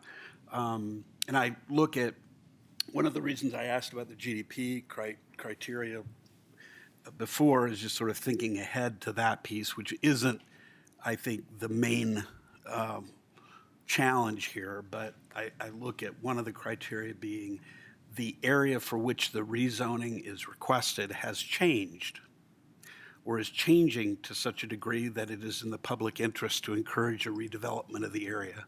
And I can't even imagine a better example of something going in here that fits the bill there. But anyway, thank you. I would also say, to those of you who are either online or here, talk to your neighbors and such, if you have thoughts about this process and how we can make it better, the format that we use tonight is kind of just a little bit of my own sauce and a little bit of what we, the staff suggested. And I think making this as informal a process is much, we get better input, and I think you give better input. I think the only other thing I would say is to the point about how the thing is financed, because I think that is a very big question I think a lot of people have. It's like, wait, you're building in a community that's really expensive, land costs are expensive, you know, the whole process is expensive, and you're not going to charge very much, and what? How does that work exactly? You don't have to answer that tonight, but I think people will want to know, because people will be thinking, gee, something's got to go here. Is the quality going to be crappy? Is it, you know, that's something that I think you've heard from us and from the community already about that. But, you know, it'll be good for you, I think, as some of the earlier folks in the door on some of these projects for affordable housing, to try to educate us a little bit and alleviate some of the stresses or concerns or, God knows, misconceptions about the kinds of products you're talking about. It'll help us, and I think it'll help the community, and frankly, I hope that it's going to help our future, and being able to have folks in our community that are helping us, that already work here, and so forth, that currently can't afford to be in here. So thank you, and thank all of you. So our next item is the executive session. So I think City Attorney Kelly, you can get us started with that. I'm just announcing that we are conducting an executive session for the purpose of doing performance reviews of officials appointed by the City Council under Home Rule Charter Section 5-2B and Colorado Revised Statute 24-6402, Sections 4F. Yes, thank you, Mayor. As noted on the meeting. Jump in for 1 second. Can we just discuss briefly whether we want to start this at 9:20? Sorry to interrupt. Well, yeah, we can talk about that. We have I guess study session next week. Okay. Let me ask one question about, we signed agreements with the three groups of folks we're evaluating tonight. I think this is the off year. Is that right? It's Yeah. first So year of 2 years. conceivably, if we put it off, it's not going to have any kind of adverse effect. The way it might have an important effect is if we're on the verge of making a decision whether, you know, to enter into another agreement. And if we're not planning to do that, then the urgency of a decision and a discussion that starts at 9:30, to your point, is obviated a little bit. So if that makes, I don't know when we would put that ahead to. It would probably be early in the new year, but again, there's no crisis. Their contracts don't expire till the end of 2025, so. I mean, I think it's a good suggestion. I think that there's good reason to put that off. But does that make a difference to you, Councilmember Kern? Yeah, and you just didn't want to miss the discussion that we had. And the other thing to add is, yeah, I missed because of COVID my evaluation of the, attorney and the judge. So, I mean, it would give an opportunity for someone else to evaluate. So I feel like we're at a deficit there. So I'm good with the suggestion of delaying, but that's another reason to do so. You'll miss out on the fun. I know how to get a hold of you. Okay.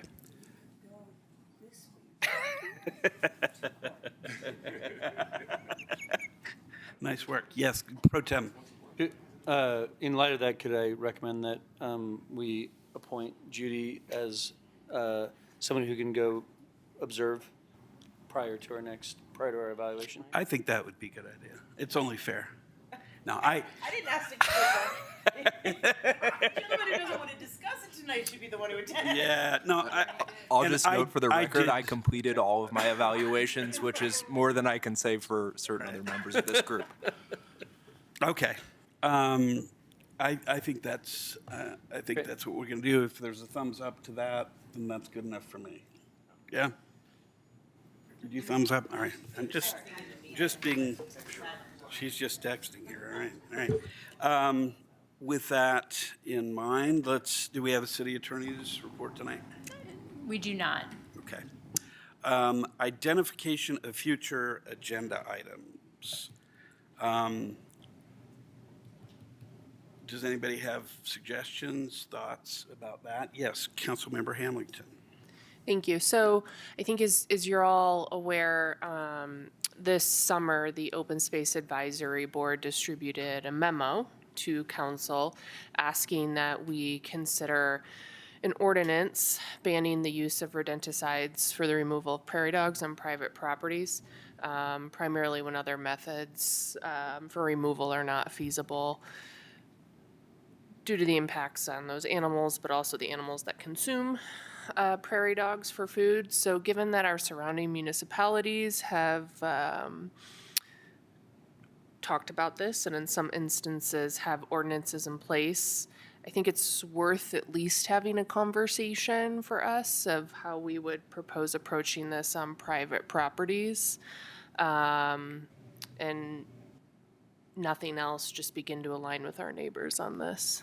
I think there's a couple of issues in there. One, correct me if I'm wrong, but I think we already don't use, as a city, on public property, rodenticides that I think that our policy is removal. I'm not sure whether there's an absolute ban, but I think there is. Is that Mayor, right? I'd have to check our policies. Okay. I don't have that at the top of my head right now. That's a separate issue. That's not really the one we're talking about. Then there's the preemption issue. I don't know what other cities are doing. I was told at one point that trying to regulate rodenticides on private properties is something that we're limited in our power to do. I don't know whether that's true. There's a federal act called the Federal FIFRA. FIFRA, yes. It's Federal Insecticide, Fungicide, and Rodenticide and Act. I mean, it's been around a while. And I think it preempts a lot of things, but I think state legislation may preempt or at least limit our ability. I don't know the answer to that, but that might be something that we want to look into because, I mean, I think what you're saying is important and something that I'd certainly be interested in. I don't know whether others would be, but we're certainly getting a lot of feedback on that and having removed rodenticide from properties so that prairie dogs would not die a horrible death from the inside out, or kill other animals. Yeah, I mean, it's not on the agenda, so I don't want to discuss it. I don't, but I mean, I think I'm for talking about it. Yeah. But there is an issue. You know, in my initial conversations with Councilmember Kern and some others, there's been some interest in learning more. So that's all I'm proposing tonight. But if we could find that out, that would be good. Other things. I have one from talking with the city prosecutor. One problem that she's identified that's pretty significant in her practice is that she's finding that she's dealing with tickets for minors in possession of drugs, particularly psychedelics of the 5 different kinds or something like that were approved in the ballot issue a few years ago. Apparently, It's very easy now to get vaping pens that deliver psychedelics. And she knows this because she talked to her son, who apparently is a good kid, but said, oh, yeah, that's something that a lot of his classmates are finding is really easy to do. And it's an issue that may be better for the Attorney General to be talking with Amazon about selling, because that's where the kids are getting this. But anyway, it may be something that we may see an idea for an ordinance change in our to cover this, because the problem is, according to the prosecutor, that it's not very clear under our ordinance where we're actually prohibiting that. I was surprised about that, but I think that because I thought we were, we did about everything we possibly could to limit vaping and the sale of vaping paraphernalia to minors, but she thought that there were holes there. So anyway, that's something to talk about in the future. Anything else? Can I just circle back to the prairie dog thing? Did we agree that we're going to add that to a future agenda? I think so. Okay. Yeah. I didn't hear from everyone, so Yeah, are we just going to have staff look into it for us Well, and see if it's... let's do a thumbs on it. yeah. All right. I think we should. I missed Councilmember the part where Hamilton? we all voted. All I right. think we already did the thumb. Yeah. Deb did the text thumb. Yeah. And, similarly, I guess if there's a vaping and or kid psychedelic piece that comes before us, we'll just wait for that to percolate up. But I would ask the staff maybe investigate that, see if there's something there. Is everybody okay with that? Thumbs up. Just to figure out whether it's a problem? Okay.